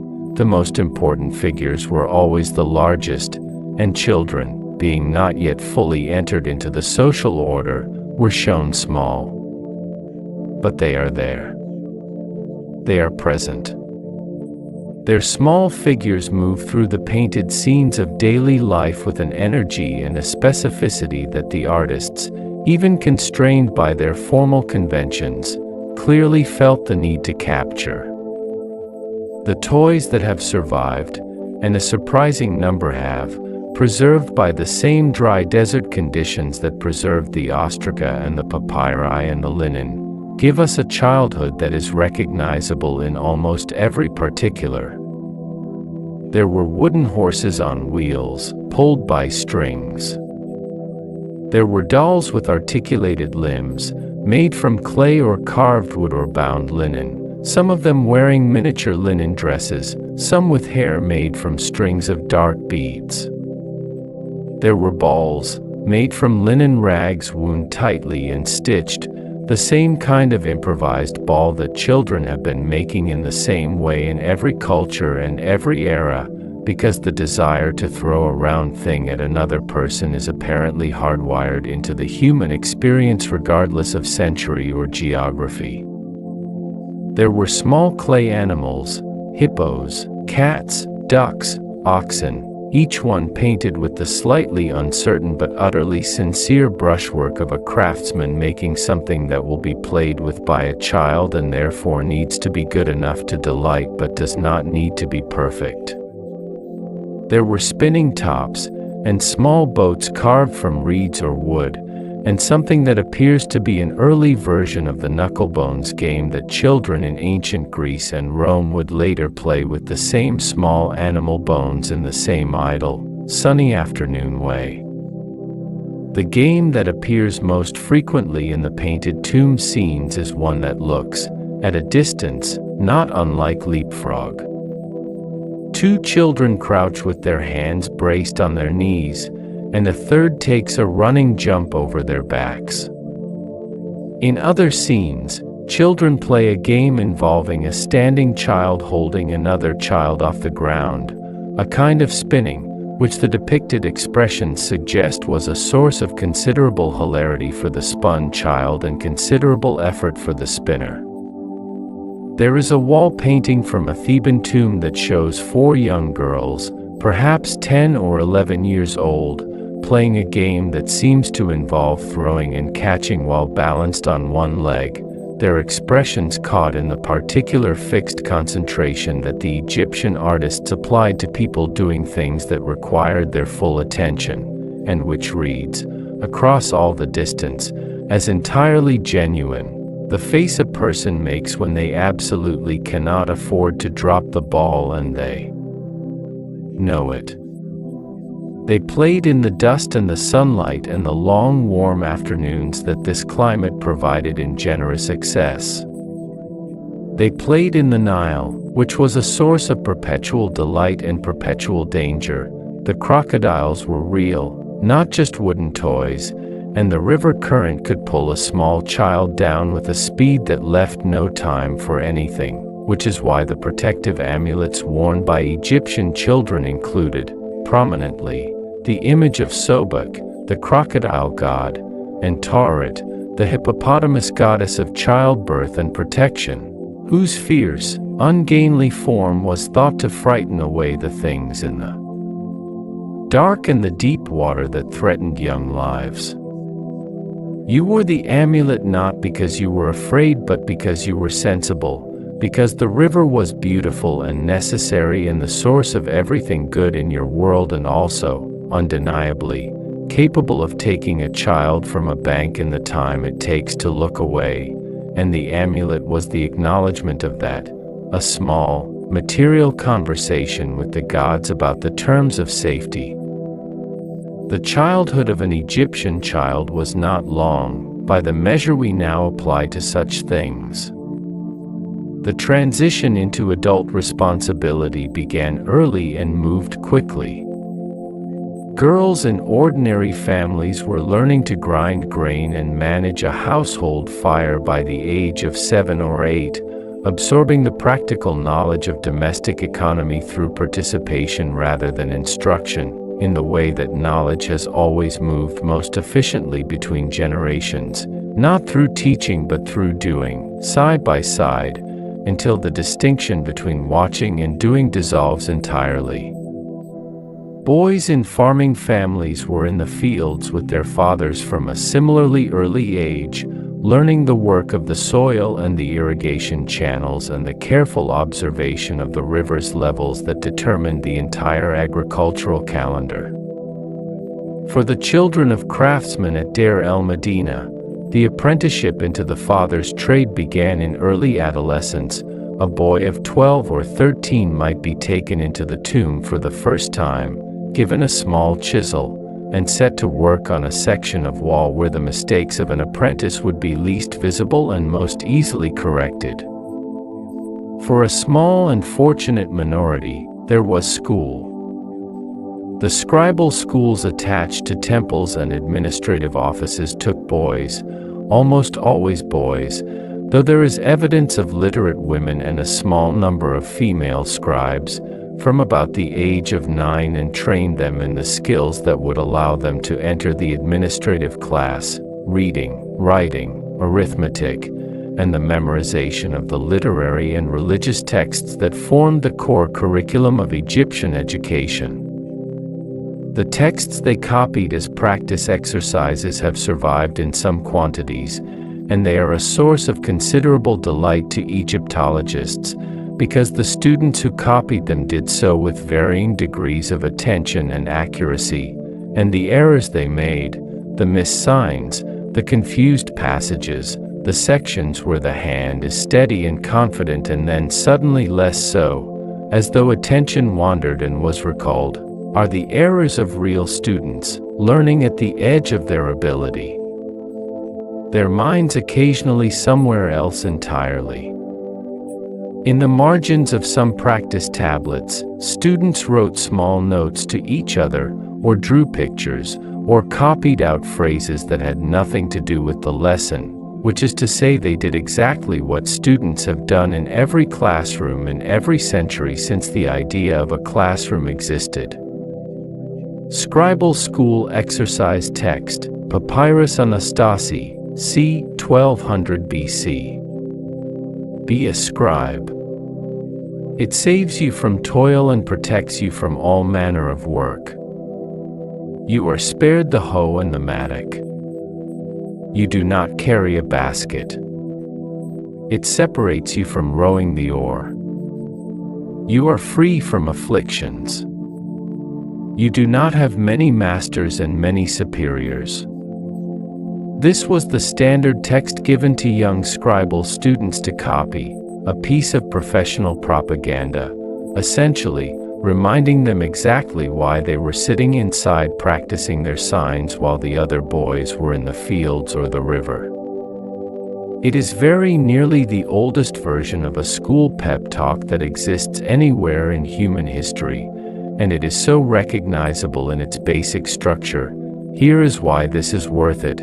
Here is what you are escaping. Keep going, that it is difficult not to feel a particular warmth toward whatever tired teacher first composed it, probably on a day when his students were restless and the afternoon sun was turning the room into a slow oven and the Nile was visible through the window, and the whole concept of education seemed very fragile indeed against the pull of the water.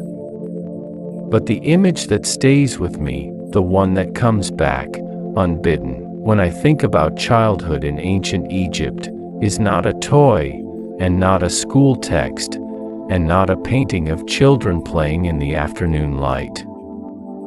It is something smaller and more accidental than any of those things. In a painting from a Theban tomb dating to roughly 1400 BC, in a scene depicting the daily activities of a household, there is a child, a small child, perhaps 4 or 5 years old, depicted in the characteristic small scale of Egyptian children, the side lock hanging over one ear, and this child is holding a cat on a leash. The cat is depicted in profile, the way Egyptian artists always depicted animals, in a clean, economical line that captures the essential shape of a cat with a precision that no amount of photographic realism could improve upon. The leash, a simple length of cord, runs from the child's hand to the cat's neck, and the cat, in the manner of cats throughout all of recorded time and certainly beyond it, is pulling. The cat is not going in the direction the child is going. The cat has its own direction in mind, its own destination, its own entirely separate opinion about where this walk should lead, and it is pursuing that opinion with the focused, mild, completely immovable determination that is the defining characteristic of the species. The child is leaning back slightly, bracing against the pull. Nothing about this is resolved. Nothing is about to be resolved. This is simply the situation, a small child and a determined cat, connected by a cord, each with their own idea about how the afternoon should go, caught in a moment of negotiation that has no conclusion because it is not the kind of problem that has a conclusion. It is just life. Just the ordinary, warm, slightly absurd texture of a life being lived, and a child learning, in the most direct possible way, that the world contains things that will not come when called and cannot be made to go where you want them to go, and that this is not a failure or a tragedy but simply the nature of the world, and that the correct response to it is to lean back on the cord and hold on and keep walking. The afternoon is at its warmest now. The sun sits high and flat over the village, draining the color from the pale lane walls, and the children who were playing in the morning have retreated to the shade of the doorways and the narrow shadows at the base of the courtyard walls, where the earth is cool if you press your palm against it. A small girl sleeps on her side in a doorway with her knees pulled up and one arm folded under her head, her breathing slow and regular and completely unconscious, the way only children sleep, the way all of us once slept, before we learned to stay half awake, half listening, always one ear turned toward the room. The flies move around her in the heat and she does not notice them. The sounds of the village, the grinding stones, the voices at the canal, the distant low complaint of an ox, reach her and do not reach her, passing over the surface of her sleep without disturbing anything underneath. She is dreaming, maybe. Of the cat, maybe. Of the wooden crocodile that snaps its jaws. Of the river, warm as skin, the current lifting her off her feet in the shallows while her mother's hand holds her wrist, steady and present, the water moving past in its eternal southward rush toward the sea, carrying everything with it, letting nothing stay. In the corner of the main room, set into a shallow niche cut into the mud brick wall at about the height of a standing adult's chest, there is a small figure. It is perhaps 15 centimeters tall, made from fired clay painted in fading colors, blue and white and a warm ochre red, and it depicts a figure that is not quite human and not quite animal and entirely, unmistakably, divine. The body is that of a woman, or something shaped like a woman, broad-hipped and heavy with the specific weight of protection. But the head is that of a hippopotamus, wide, blunt, the jaw slightly open, showing teeth that are not threatening but warning, a distinction the Egyptians understood with great precision. The arms are those of a lion, ending in claws. The feet are the feet of a lion also, planted firmly on a base of painted clay, and from the figure's back extend the folded wings of a vulture, half spread, as though caught in the moment just before they close around something small and in need of shelter.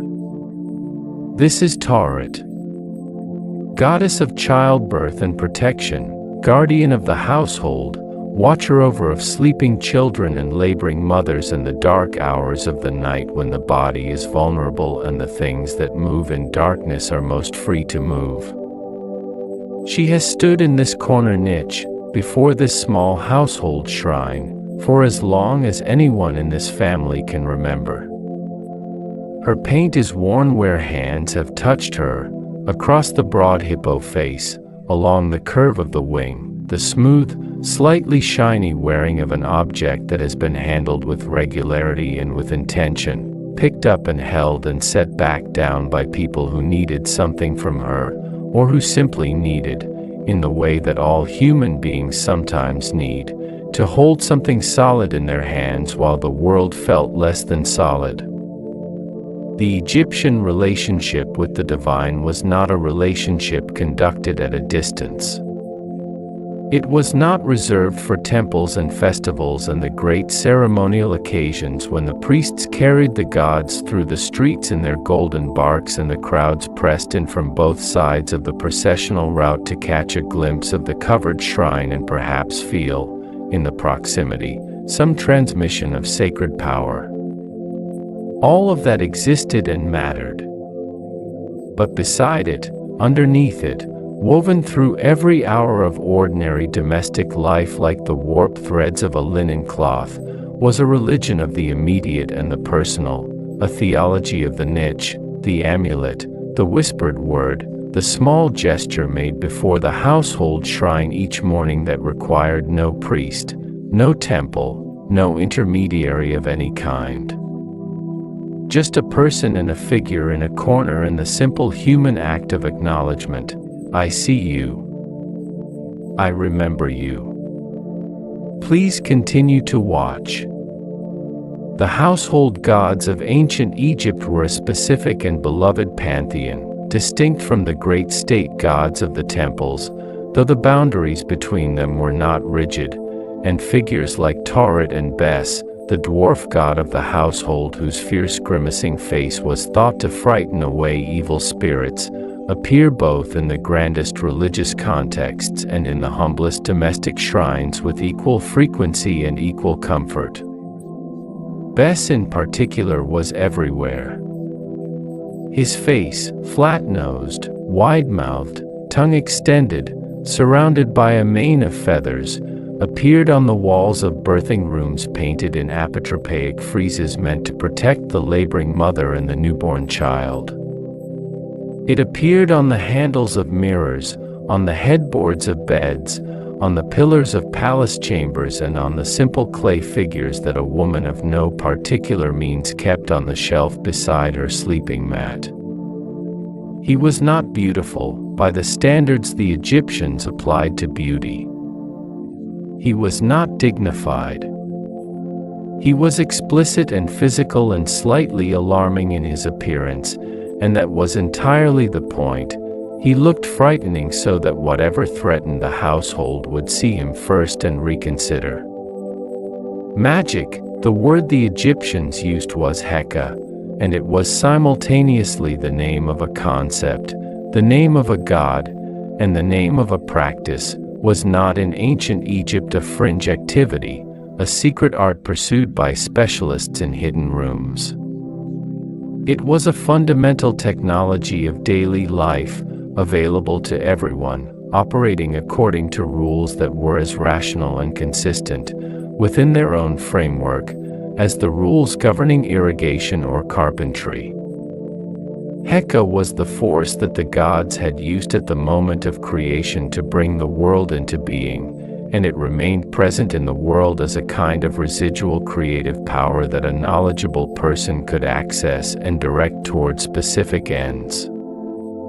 The knowing of the right words, the correct sequence of sounds and names and images, gave you leverage over the forces that shaped events. Not unlimited leverage, not the ability to overturn the fundamental order of the universe, which was the province of the gods and not of humans, but sufficient leverage to deflect a scorpion's sting, to ease a difficult birth, to protect a child from the fevers that came with the inundation season, to bring a wandering husband back to his wife or a wandering wife back to her husband, to ensure a safe journey, a good harvest, a night without nightmares. The spells that accomplished these things were not secret in the sense of being hidden or forbidden. Many of them were written down on papyrus and owned by ordinary families, kept with the household's other important documents, the marriage contracts, the land records, the wills, as a practical resource to be consulted when the need arose, the way a household today might keep a medical reference book on a shelf. They were also transmitted orally, passed from mother to daughter, from grandmother to grandchild, carried in the memory rather than on papyrus, and therefore leaving less of a direct trace in the archaeological record, but no less real for that. The oral spells were the oldest, probably older than writing, older than papyrus, older perhaps than the Egyptian state itself, reaching back to a time before any of these structures existed, when the only technology available against the darkness and the scorpion and the fever was the voice, and the right words spoken in the right order into the right silence. Protective spell against scorpions, Metternich Stela, c. 360 BC. Come to me, my son, my beloved son. I am your mother Isis. Come, that I may protect you. The flame of my mouth goes against those who would harm you. I am the protection that is behind you, the wall that is before you. No harm shall pass me to reach you. Sleep now. Sleep now. Those two words at the end, and they are there, essentially, in the original, belong to a mother speaking over a child in the dark, and the fact that they are embedded in a formal magical text, inscribed on a stone stela, does not make them less maternal. It makes them more so. The magic and the love are not separate things here. They are the same gesture, expressed in two different registers simultaneously, the practical, which deploys the correct words against the correct threat, and the personal, which is simply a mother wanting her child to feel safe enough to close their eyes. Both are real. Both are entirely, achingly human. The amulets that ordinary Egyptians wore, and they wore many of them, from birth until death and in death as well, their mummies wrapped with dozens of protective figures placed at specific points on the body according to careful instructions, were the physical form of this same practice. Each amulet was a condensed spell, a solidified intention, a piece of Heka-made material and portable. The ankh, the looped cross that signified life, was the most common. The Jed pillar, which signified stability, endurance, the backbone of the god Osiris and therefore the capacity to stand upright against whatever tried to lay you flat. The Eye of Horus, the Wedjat eye, which signified protection and wholeness and the restoration of what had been damaged or lost.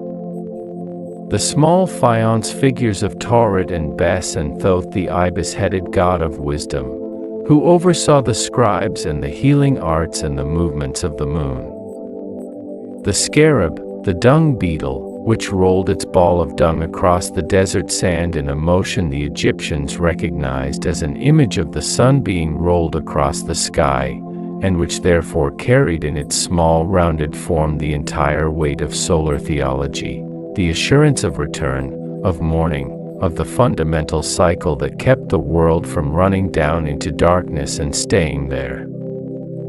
Children were given their first amulets at birth or shortly after. A small fish, In particular, a species called the nekā was hung around the necks of young children as protection against drowning, a constant and present danger in a civilization built beside a great river whose banks were lined with the playing grounds of the young. The fish amulet was practical magic in the most literal sense. If the child went into the water, the fish would feel at home there and bring the child safely back.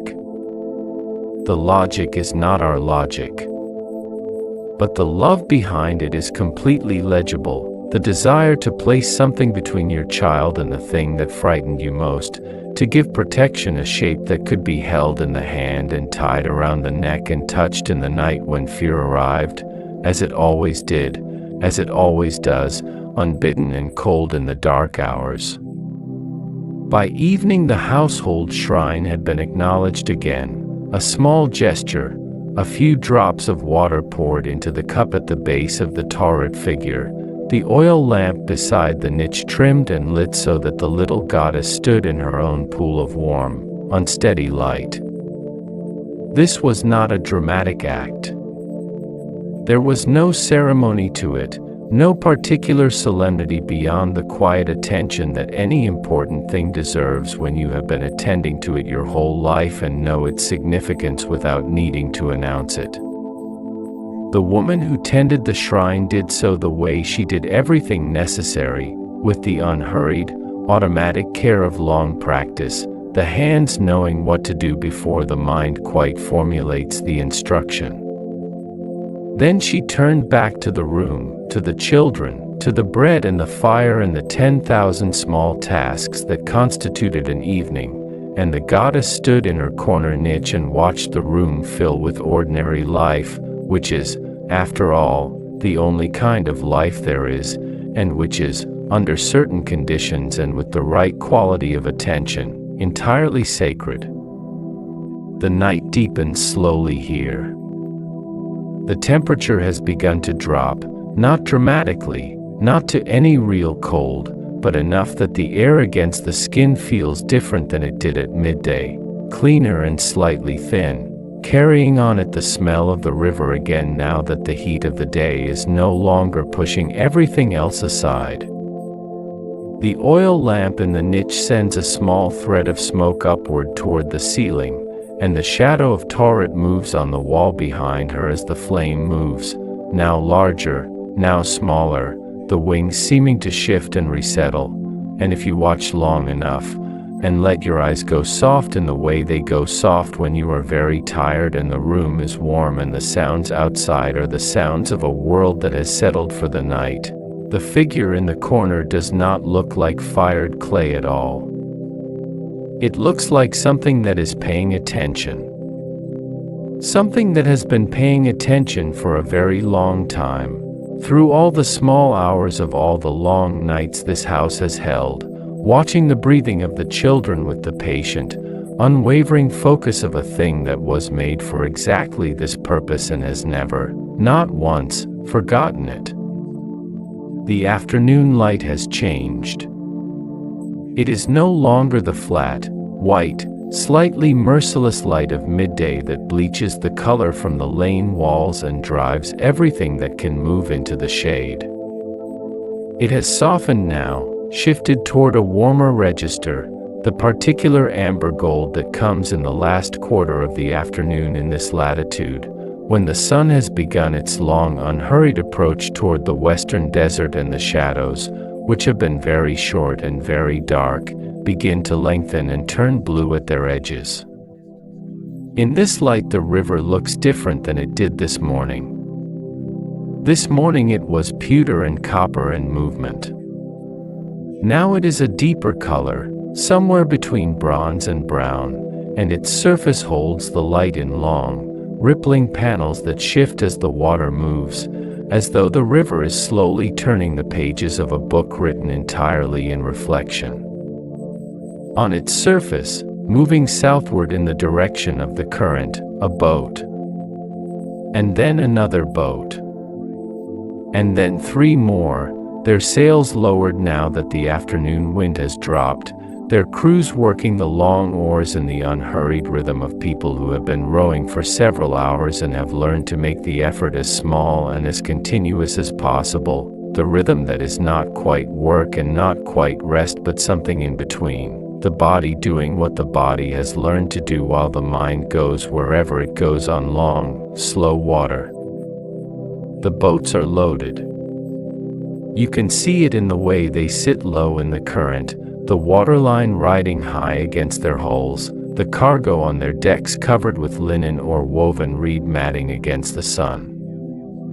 One carries grain. There are always boats carrying grain on this river, moving the surplus from the productive agricultural regions of Upper Egypt down toward the delta and the great administrative centers and temple complexes of the north that consume provisions in quantities that could not be produced locally.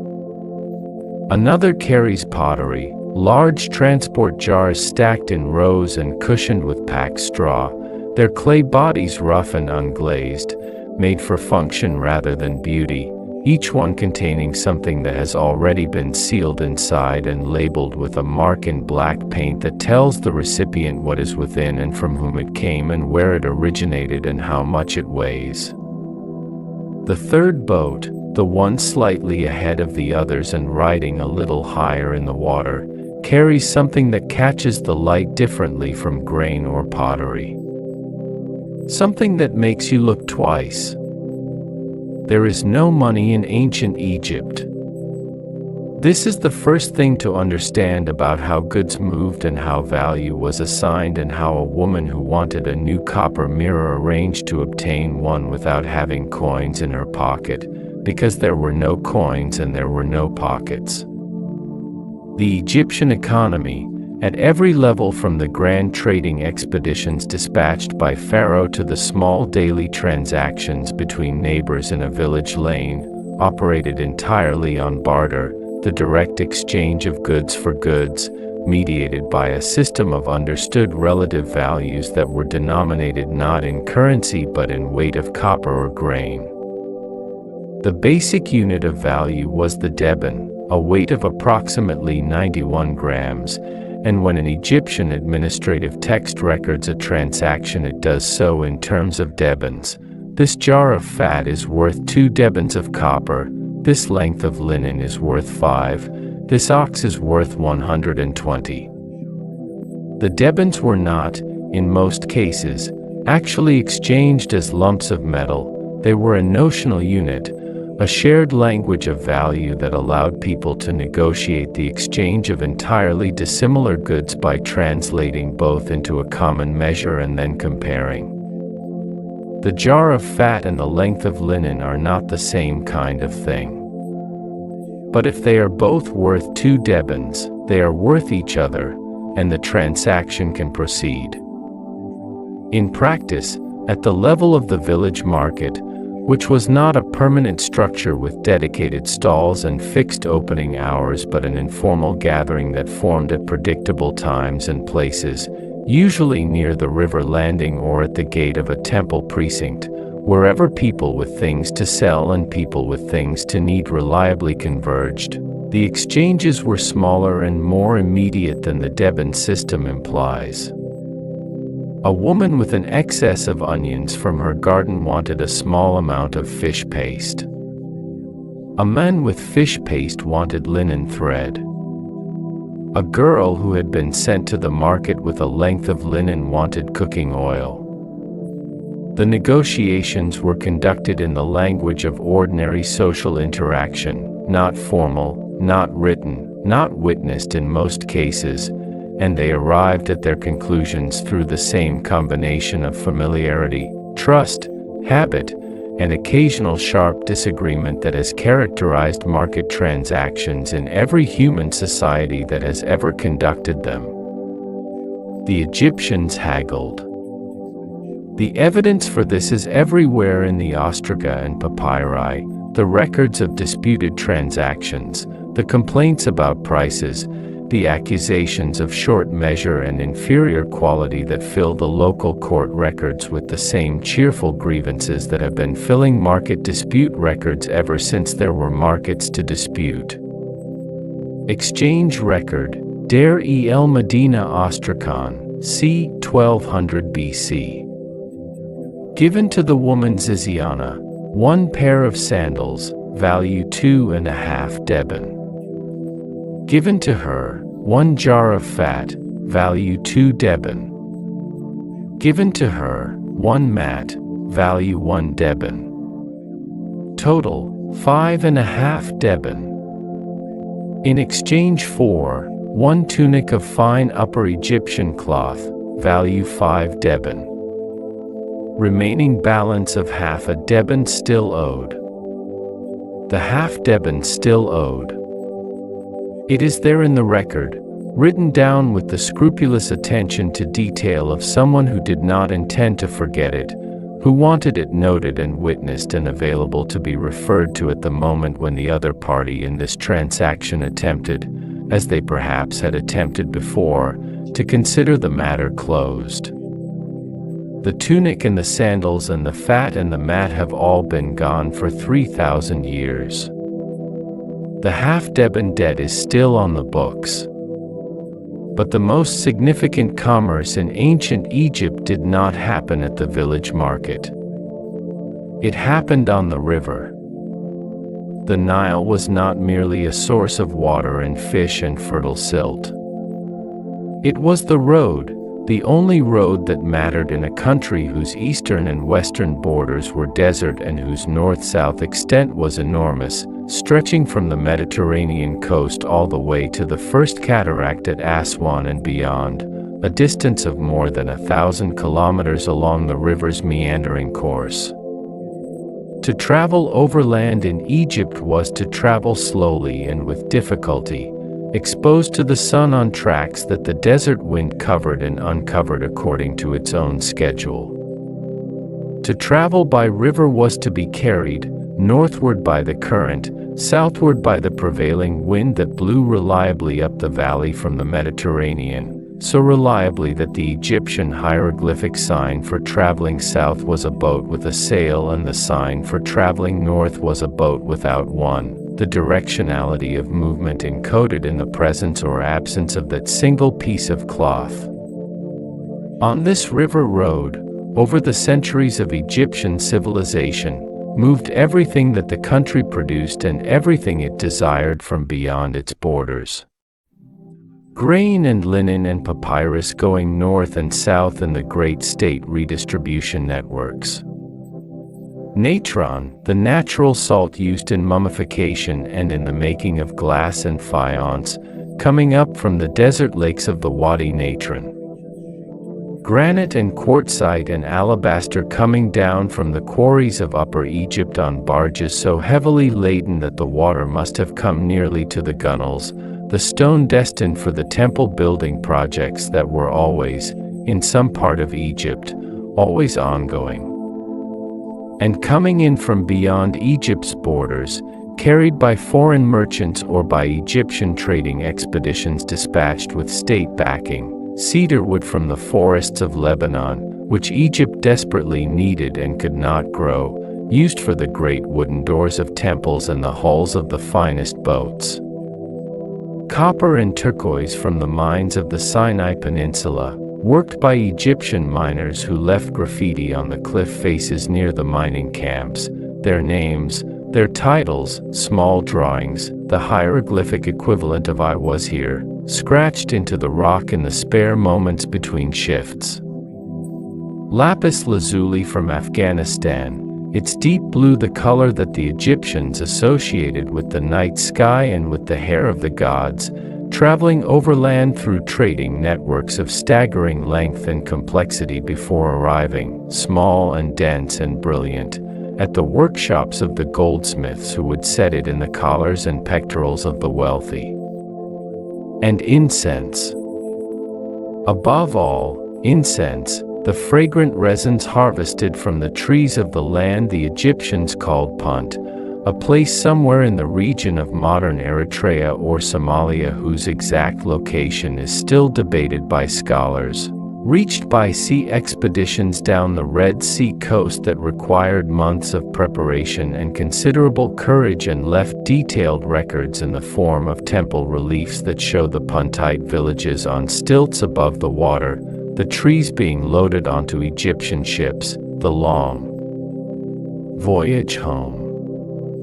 Incense was burned in the temples every day, in quantities that modern estimates suggest were staggering. Tons of resin consumed annually in the service of gods who apparently required a great deal of fragrant smoke to remain content. But it was also burned in domestic shrines, in the small household niches before the clay figures of Tauret and Bes, in the simple flat clay burners that have been found in almost every Egyptian household excavation regardless of the social class of the inhabitants. The smell of incense was the smell of the sacred, and the sacred was not confined to the temple. It was here, in the house, in the corner, in the small daily gesture of acknowledgement that cost almost nothing and meant, to the person making it, everything. The boats on the river are passing now, moving south in the amber afternoon, their oars rising and falling in the slow collective rhythm that carries them forward almost imperceptibly against a background that does not change, the same pale desert cliffs on the west bank, the same dark strip of cultivation on either side, the same herons standing at the river's edge with the focused stillness of creatures who have learned that patience is a more reliable hunting strategy than speed. On the deck of the third boat, the one riding slightly higher, the one that caught the light differently, a man is sitting against the cargo with his back to a large basket wrapped in linen, his legs stretched out before him, his eyes closed. He is not sleeping, quite. He is in that intermediate state that long water travel induces, the state where the motion of the boat and the sound of the water and the warmth of the afternoon sun work together to dissolve the boundary between waking and not waking, where thoughts move with the unhurried associative freedom of things that are not being directed anywhere in particular. He is perhaps thinking about the destination, the city at the end of this stretch of river where the cargo will be unloaded and counted and exchanged for something else, something that will then make the return journey north. He is perhaps thinking about home. He is perhaps thinking about nothing at all, just the river and the light and the easy regular sound of the oars, which is the sound of movement without effort, of going somewhere while remaining entirely still. Behind him, under the linen wrapping, packed carefully in the basket against the jostle and shift of the boat's passage, are small objects of extraordinary color. Beads of deep blue faience, shaped like lotus flowers, each one smooth as river stone and cool to the touch even in this heat. A handful of small amulets in the form of the wedged eye, glazed in a turquoise so vivid it seems to generate its own light. A length of fine linen so tightly woven that it falls between the fingers like water. And at the very bottom of the basket, wrapped separately in a piece of rougher cloth, something smaller and heavier than the rest, a lump of raw lapis lazuli, unworked, the color of the night sky over the western desert when the moon has not yet risen and the stars are at their most numerous and the darkness between them is not absence but depth, layer upon layer of blue-black space receding in every direction without end, the same color that the Egyptians gave to the hair of their gods. Because it was the color of the infinite, of the thing behind everything, of the darkness that preceded the first morning and would, when all the mornings were finally done, be the last thing remaining. The sun is nearly at the desert's edge now. The shadows are very long and very blue, and the river has turned from amber to a deep, still red that will last only a few minutes before the light is gone entirely. The market at the landing is emptying, the women folding their mats, gathering their remaining goods, tying bundles closed with practiced fingers in the last of the light. A child runs past carrying something, too fast to see what. The herons at the water's edge take their slow, prehistoric steps away from the bank and into the shallower water further in, where the fish move up toward the surface in the cooling of the evening. The boat with the lapis lazuli has passed beyond the bend in the river and is no longer visible, though for a moment longer you can hear the sound of the oars, growing fainter, moving south, carrying their small cargo of color and value and distance into the darkening afternoon until the river takes the sound too and there is nothing left of it but the water and the silence and the long, unbroken patience of the current going always and only in the direction it has always gone. The sun is gone. Not abruptly, it never goes abruptly in this country, where the sky is so large and so clear that the departure of light is a long, slow ceremony conducted without audience or announcement, the colors shifting through their sequence with a patience that makes watching feel less like observation and more like participation, as though the sky requires your attention to complete the process. First the gold, then the deep amber, spreading upward from the horizon. Then a band of rose that appears briefly above the amber and holds for longer than you expect before dissolving into a violet so rich and so even that it looks, for a few minutes, like something that was placed there rather than something that simply arrived. And then, finally, without drama, dark. The stars appearing not all at once but gradually, the brightest ones first, then more, the sky deepening from violet to a blue that has no name in most languages except night, until the full count of them is visible and the Milky Way stretches in its great pale arc from one horizon to the other, the same arc the Egyptians called the celestial Nile, the river of the sky, mirror to the river below. In the larger houses of the town, the houses of scribes and officials and prosperous merchants, the houses with more than one room and an inner courtyard and a roof terrace accessible by a wooden stair, the evening meal is being set out. Not a feast, not in the sense of the great banquet scenes painted on the tomb walls, which depicted occasions of exceptional abundance and exceptional formality that took place perhaps a handful of times in any given year. This is an ordinary evening meal, which is nonetheless, by the standards of most of the ancient world, a generous one, because the Nile Valley is a place of reliable agricultural surplus and the people who live in it, at least in the good years, eat better than most of their contemporaries elsewhere in the world know how to imagine. There is bread, there is always bread, flatbreads and small round loaves stacked on a low table, and beside it a clay bowl of lentils cooked with onion and oil, fragrant with cumin, its surface slightly shimmering from the fat. Cucumbers, sliced. Dried figs, soft and sweet in their own concentrated sugar. A dish of fresh white cheese made from soured milk, pressed and salted. And in a wide, shallow bowl of water, tilted slightly toward the lamplight, a cluster of blue lotus flowers whose petals have been opened since dawn and are now, in the day's last hour, releasing the full depth of their fragrance into the room, a smell that is sweet without being heavy, clean without being sharp, the particular smell of an Egyptian evening that no description can quite reproduce and no other flower in the world provides. The blue lotus, Nymphea caerulea, was everywhere in ancient Egyptian life and art.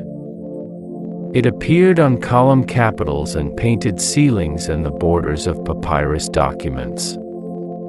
It was held in the hands of the figures in feast scenes, floated in the wine bowls of the wealthy, woven into garlands worn at celebrations, offered to the gods in temple rituals and to the dead in funerary rites. Its image was so ubiquitous that it had become, over the centuries, nearly invisible, the way a very common thing becomes invisible, not through absence of beauty but through excess of familiarity.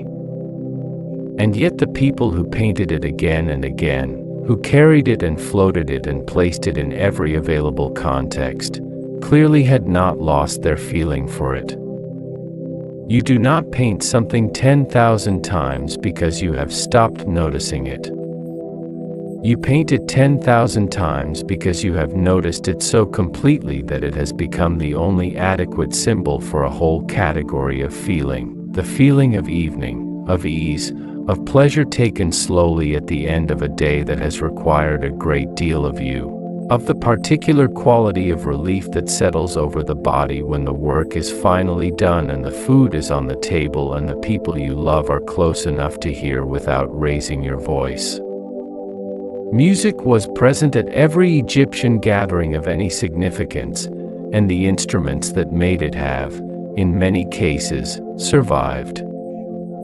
The arched harp, tall, elegant, its wooden frame carved and painted, its strings of twisted get numbered up to 22 on the finest instruments, was the prestige instrument of the feast, played by a seated musician whose entire posture, in the tomb paintings that depict these occasions, conveys a quality of absorbed attention, the body curved slightly forward, the head inclined toward the strings, the hands moving with the particular lightness of a player who is no longer thinking about playing. Beside the harpist, in the fuller ensembles depicted in the New Kingdom tomb scenes, a lute player, the instrument held at an angle, its long neck extending upward, its body small and round like a teardrop, and beside them a singer, and sometimes a clapping girl, and sometimes double flutes, two pipes held together at the mouth, their intervals creating a sound that ancient Greek writers, encountering Egyptian music, described as sweet and slightly melancholy, a description that tells us as much about Greek emotional categories as it does about Egyptian music, but that nonetheless lodges in the imagination as something true, something that the word melancholy in its oldest, most neutral sense, a fullness of feeling, an awareness of time, might accurately describe. The songs they sang have not, for the most part, survived in a form that allows us to recover the melody. The words have survived, in several cases, and they are enough. There is a category of Egyptian song known to scholars as the harper's song or the song of the tomb, a type of lyric sung at feasts and recorded on the walls of tombs and on papyri, whose subject was not celebration exactly but something more complicated than celebration, a meditation, conducted in the midst of pleasure, on the fact of mortality, on the brevity of the time available for exactly this, the food, the music, the fragrance of the lotus, the faces of the people you have chosen to spend your evening with. The harper's songs do not conclude with despair. They conclude, almost always, with the same instruction, spoken by the voice of someone who has thought carefully about how short everything is and has arrived, through the thinking, not at grief but at a particular quality of attention, a heightened appreciation for the ordinary warmth of an ordinary evening. Harper's Song, Tomb of Neferhotep, Thebes, c. 1350 BC. How hard and painful are the last moments of those who have gone to rest in the land of silence. But the one who reaches it is counted like a god, who has become divine in death. So spend your day in joy. Put unguent and fine oil to your nostrils. Put garlands on your shoulders. Place flowers on the neck of someone you love, who sits beside you. Sing songs. Let there be music before you. Cast all evil behind you and think of joy. until that day comes when you set sail to the land of the God who loves silence. For all their hearts are no more remembered, those who built their houses long ago. What remains of them? What remains of them? The harper asks the question not with bitterness but with a kind of tender, wide-eyed wonder, the wonder of someone standing at a feast table, surrounded by warmth and sound and the smell of lotus, fully aware that this is what there is and that it is enough, more than enough, that the correct response to the knowledge of impermanence is not to eat and drink in defiance of that knowledge but to eat and drink in full acknowledgement of it, which is a different thing entirely. The Egyptians were not a people who avoided the thought of death. They were perhaps the civilization that thought about it most systematically, most creatively, most persistently of any in human history, and what they concluded, in poem after poem and painting after painting and architectural achievement after architectural achievement, was not that death negated the value of life but that it concentrated it, that knowing the feast would end was precisely what made it necessary to attend to the feast while it was happening, to notice the lotus and the music, and the face across the table, to be entirely, wakefully, gratefully present in the moment that was actually occurring rather than the imagined moments before and after it. By now the lamps have been burning for an hour and their light has settled into the room in the particular way that oil lamp light settles, not the even, sourceless brightness of something electrical but a warm, directional illumination that creates strong shadow at its edges and turns every face it touches into something slightly more significant than ordinary daylight reveals. The same transformation that candlelight performs in every era and every culture, flattering without distorting, revealing without exposing, making the familiar strange in the specific and gentle way that beauty works when it does not announce itself. The children have been fed and settled. The smaller ones are already asleep in the back room, their breathing audible as a low, steady undertone beneath the music and the conversation. The older children linger at the edge of the gathering, not quite admitted to the adult world of the evening and not quite excluded from it, occupying that liminal position that older children have always occupied at adult gatherings, listening more than they appear to listen, absorbing the texture of a world they are moving toward without yet having arrived in it, learning, by proximity and attention, what it looks like to spend an evening well. The harpist's hands have slowed. The music has not stopped, but it has become something different from what it was an hour ago, less structured, less a performance and more a continuation, the melody moving through its phrases with the same patient repetition of the river's current, circling back through the same familiar shapes the way all improvised music circles back, because the familiar shape is not tedious but comforting, because the return to the known phrase feels, after the slight tension of the departure, like coming home. The guests are quieter. The conversation that was at its fullest and most animated an hour ago has thinned and softened, not from diminished enjoyment but from satiation, the particular quiet that follows real pleasure, the silence that is not absence of feeling but its completion. Someone refills a cup. Someone laughs, softly, at something said too low to carry across the room. A moth circles one of the lamps, drawn by the light into the repeated orbit that moths perform around flames everywhere, the same ancient compulsion, the same unresolvable attraction to the thing that will destroy them if they touch it and that they cannot choose to leave, circling and circling in the warm air of the Egyptian evening while the harp continues and the lotus floats in its bowl and the children breathe their deep, unguarded breaths in the next room. There is a word in ancient Egyptian, the word is nfr, and it is one of the most common words in the language, appearing in names and texts and inscriptions in such profusion that any student of hieroglyphics encounters it within their first week and encounters it again every day thereafter. It is usually translated as good, or beautiful, or perfect, or fine, but the Egyptian concept it represents is broader and more unified than any of those English words suggests. NFR described not a quality that belonged to a thing in isolation but a quality that emerged from a thing being exactly what it was supposed to be, in exactly the right place, at exactly the right moment, a kind of completeness, a rightness, an alignment between what something was and what it was for. The right figure. The flood arriving on time. The stone precisely cut to fit the course below it.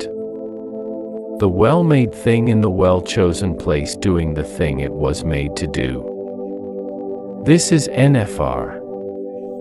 And an evening like this one, the food eaten, the music played, the lotus floating in its bowl, the children asleep and the lamps burning low and the harpist's hands moving through the last, slow phrases of a melody that has been circling toward its ending for the past hour, an evening like this one, in which everything is exactly what it is and nothing is required of it except to continue being that for a little while longer, is, by this measure, entirely and quietly and completely NFR.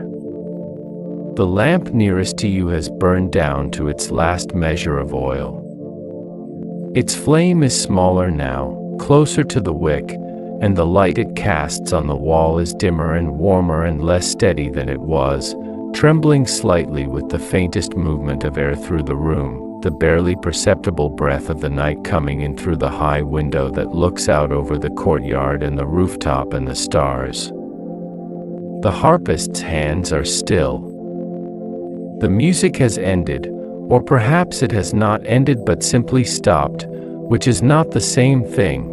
Ended implies a conclusion, a point of resolution, while stopped implies that it could, at any moment, without effort, begin again, and the silence it has left is not the silence of absence but of continuation, the silence between one phrase and the next, the silence that is itself a kind of music if you are quiet enough and still enough to hear what it contains. Which is the breathing of the sleeping children. The small sound of the river, distant and constant. The lamp flame, finding the last of its oil and burning, for just a moment, very bright and very still before it goes down, and the room fills with the particular darkness of a place where there was recently warmth and light and music and the smell of lotus, and all of those things are still here, in the walls, in the air, in the slow settling of the night around the house and the village and the river that moves through the dark as it has always moved, patient, unhurried, carrying everything gently in the direction it has always been going. Come back to the river. Not the river of the morning, which was cool and purposeful, carrying the fishermen out into the dark water before the birds had woken. Not the river of the afternoon, bronze and busy, the loaded boats moving southward through the amber light with their cargoes of grain and lapis and things wrapped carefully in linen against the journey. The river now, at this hour, in the full and quiet depth of the night, is something different from both of those, something that does not move, or rather something that moves so slowly and so constantly that the movement is indistinguishable from stillness, the way breathing is indistinguishable from stillness when you are watching someone sleep. Stand at the bank. Let your feet find the cool mud at the water's edge, the same mud that has been here since before the first house was built, since before the first seed was pressed into the first flood-darkened field, since before anyone stood exactly here and looked out at exactly this water and felt, as you feel now, the particular quality of presence that a great river confers on the person who stands beside it in the dark, the feeling of being very small beside something very old, and of that smallness. Being not diminishing but restoring, the way the vastness of a clear night sky does not make you feel lost but located, placed precisely in the one position you actually occupy in a space that is larger than any position within it. The stars overhead are the stars the Egyptians named. Not all stars have Egyptian names that have come down to us. Much of their astronomical knowledge was absorbed and renamed by the Greeks and the Romans who came later and whose languages shaped the scientific vocabulary of the Western world, but enough survives to give some sense of how they saw the sky, how they organized the darkness into a map that was also a story and a calendar and a theology all at once. The star we call Sirius they called Sopdet, and its rising just before dawn in late July announced the coming of the flood with a reliability that felt less like astronomy and more like covenant, the star keeping its promise, the river keeping its promise, the world maintaining the agreement between heaven and earth that was the foundation of everything the Egyptians believed was true. The constellation we know as Orion they called Sa, and associated it with Osiris, the god of the dead and the lord of resurrection, whose annual disappearance below the horizon and return above it traced the same arc as the grain, buried, waiting, returning, the same pattern in the sky as in the field, the same promise written in two different languages on two different surfaces of the same world. They were serious astronomers, in the way that people become serious astronomers when the sky is their calendar and their theology and their clock simultaneously, when getting the observation right is not an academic exercise but a practical necessity on which the planting of the fields and the scheduling of the festivals and the alignment of the temples all depend. The great temples of Egypt, Karnak, Abu Simbel, the smaller sanctuaries whose axes were oriented with a precision that required sustained observation and careful calculation, were built to catch particular moments of light at particular times of year, to create within the stone a kind of permanent record of astronomical fact, a monument to the moment when the sky did what it always did and the light fell where it always fell, and the alignment of the structure with that light said, "We knew you. We're coming, we prepared a place for you, the world is in order." This is what the Egyptians meant when they said a building was oriented correctly, or a ritual was performed correctly, or a life had been lived correctly. They meant that it was in alignment with something larger than itself, that it participated in the pattern rather than disrupting it, that it was, in the deepest sense of their most important concept, in Ma'at. Ma'at. The word is usually translated as truth, or justice, or cosmic order, but it is all of those things simultaneously, and the fact that English requires three separate words to approximate what Egyptian said in one is itself a kind of useful information about the difference between the two ways of seeing the world. Ma'at was the goddess who held the feather against which the heart of the dead was weighed, the feather of truth, so light that only a heart entirely unburdened by falsehood and wrongdoing could balance it, but she was also the principle that the feather represented, the underlying condition of rightness that the gods maintained and that human beings were obligated to support through their own choices and actions. Ma'at was not a law, in the sense of a written code enforced by a judge. It was more like a weather condition of the moral universe, the natural state of things when they were functioning as they were meant to function, the equilibrium that existed before wrongdoing disrupted it, and that justice, properly administered, restored. A pharaoh who ruled wisely upheld Ma'at. A craftsman who did his work well upheld Ma'at. A woman who managed her household fairly, a farmer who maintained his irrigation channels, a scribe who recorded accurately what he observed, all of them were participating in the same act of maintenance, the same daily work of keeping the world in the condition that allowed it to continue. It is a concept that rewards sitting with, especially at this hour, when the day's work is done and the house is quiet and the river moves in the dark at the edge of hearing. The Egyptians did not separate the sacred from the ordinary. The daily act of grinding grain and baking bread was, in its own way, an act of participation in Ma'at, because the bread fed the family, and the family's health allowed them to work, and the work maintained the cultivation, and the cultivation fed the village, and the village paid its taxes to the state, and the state maintained the temples and the army and the irrigation infrastructure that kept the whole system functioning. Each small act was part of a pattern so large that no single person could see all of it, but that each person participated in by simply doing, faithfully and well, the thing that their position in it required. The fisherman pushing his boat out into the dark water before dawn was not thinking about cosmic order. But the fish he caught fed his family and produced a surplus that he exchanged at the market, and the market was part of the economy, and the economy was the material expression of the social order, and the social order was, if functioning correctly, an earthly image of the divine order, which is Ma'at, which is the feather, which is the thing so light that only the truth can balance it. We have spent this long night, this long, slow, unhurried night, walking through a world that ended 4,000 years ago and that has not, in any of the ways that matter, ended at all.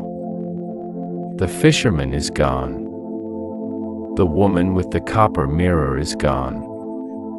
The boy at the grinding stone, the girl carrying water on her head with her eyes fixed on the middle distance, the craftsman in the dark corridor of the tomb with his lamp and his chisel and his careful, practiced hands, all gone, and all present, in the way that the truly gone are sometimes more present than the living, because they cannot be distracted, cannot be modified by new information, cannot change or disappoint or become something other than what the record made of them. They are fixed now in the amber of their documents and their objects and their painted walls, and from that fixity they speak with a clarity and a consistency that living people rarely manage, because living people are always in the middle of becoming something, and the dead have arrived, finally, at the thing they were. What they were, these people of the Black Land, was recognizable. That is the word that keeps returning, across all the distances, the distance of language and theology and technology and social organization, and the simple irreducible distance of 4,000 years of human change. Recognizable. The mother tending the household shrine in the dark corner of the room, checking that the cup at the base of the goddess figure held water, trimming the lamp so the goddess stood in light. The worker who did not come to the tomb because his mother was sick, because his eye was troubling him, because he had been bitten by a scorpion and was not yet well enough to hold a chisel. The old woman who disinherited the children who had not come when she needed them and left her estate to the ones who had, with the particular, exhausted precision of a person who has waited a long time to say clearly what they mean. The child and the cat on the leash, going in different directions, neither of them willing to change course. The harper's hand slowing in the lamplight. The half-deben still owed. The love poem in which the woman forgot to put on her coal, forgot to wrap her scarf, forgot everything she was supposed to be doing because she was thinking about someone and could not stop. All of it recognizable. All of it close. Closer than we usually allow ourselves to feel, perhaps, because the distance is easier, because it is more comfortable to place the ancient Egyptians firmly in their category of ancient and foreign and safely remote, behind the glass of the museum case with the label describing the object and the date, sealed in their period the way the mummies are sealed in their wrappings, preserved but inaccessible, available for study but not for feeling. The ostraca do not allow this. The love poems do not allow it. The attendance record with the scorpion does not allow it. They reach through the glass with the easy, casual authority of things that were never performing for posterity, never aware of being observed across the centuries, never trying to communicate with us, and therefore communicate with us more directly and more honestly than anything that was. They are simply themselves, in their moment, doing the things that their moment required, and we are simply ourselves, in ours, and the distance between those two positions is enormous, and it is nothing. It is 4,000 years, and it is a single breath.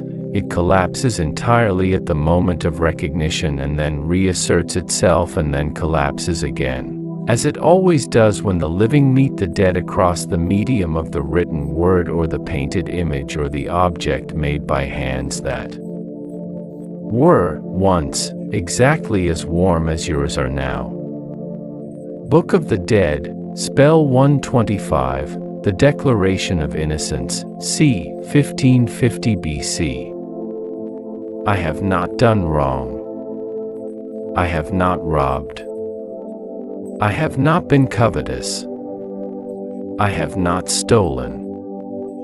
I have not killed anyone. I have not caused grief. I have not destroyed food. I have not told lies. I have not wasted the water of the inundation. I have not raised my voice. I have not been deaf to words of truth. I have not cursed a God. I have not borne false witness. I am pure. I am pure. I am pure. These are the words the ancient Egyptians hoped to speak in the Hall of Judgment after death, the declaration they would make before the 42 divine assessors while the ibis-headed Thoth waited with his palette to record the verdict and the scales stood ready with the feather of Ma'at on one side and the heart on the other. The declaration is not a confession of perfection. It is a declaration of effort, of intention, of the sustained attempt to live in a way that did not add to the weight of wrong in the world, that did not steal, did not lie, did not waste what others needed, did not silence what needed to be heard. I have not wasted the water of the inundation. In a country whose entire existence depended on the careful management of a single river, this was not a metaphor. It was a specific, practical commitment, not to squander the thing that made life possible, not to take more than you needed from a system that sustained everyone, not to break the chain of provision and return that connected each individual life to the lives of all the others and to the river that made all of them possible. It is a line that could be read as merely agricultural, as a piece of practical Egyptian water management ethics. It could also be read as everything, as a complete summary of the obligation that comes with living in a world made of shared resources and mutual dependence, which is the only kind of world there is. The river moves in the dark.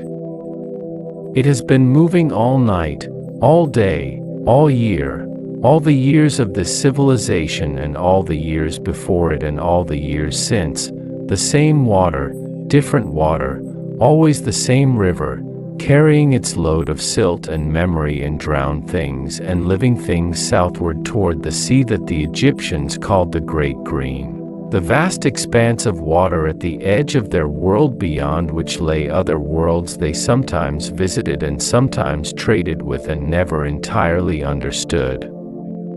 Because the Nile Valley was sufficient, because the Black Land was enough, Because a world that provided water and grain and fish and stone and the long reliable rhythm of flood and planting and harvest was a world that did not require the supplementation of distant horizons to be complete. The river was the world. The world was the river. And the river, as you can hear right now, as you have been able to hear from the very beginning of this long night together, from the first moment when you stood on the bank in the dark and listened and heard it moving in the reeds, the river does not stop. Let the sound of it settle over you now.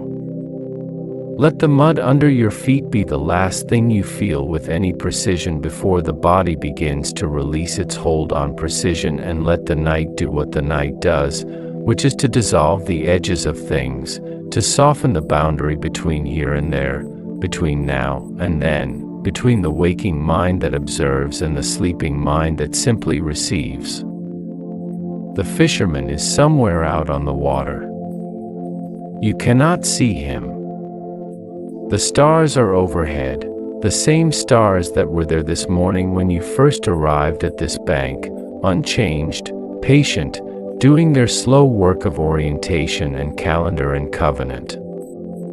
The village behind you holds its darkness, its sleeping families, its household shrines with their oil lamps burned down to the last thin thread of flame, its grinding stones resting on the cool earth of the yards, its storage jars sealed and its children tucked under their linen sheets, and its cats gone wherever cats go in the night, silent and purposeful along the tops of the walls.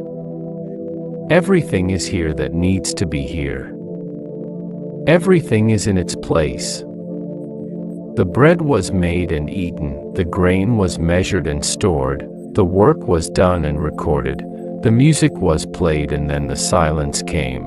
And the silence was not empty but full, full of all the things that had filled the day, the people, and the smells and the sounds and the light changing from dark to gold to white to amber to the deep violet of the evening, full of the river that runs through everything here, through all the hours and all the days and all the years, carrying everything and releasing everything, never holding on, never stopping, the same river that moved through this valley when the first Egyptian pressed the first seed into the first flood-darkened field and looked up at the rising of Sirius in the pre-dawn sky and understood that the promise had been kept again, that the star and the flood and the field and the grain were all part of a single thing, a single continuous motion, a long slow coherence that did not require his understanding to continue, that did not require anything from him except his participation, his care,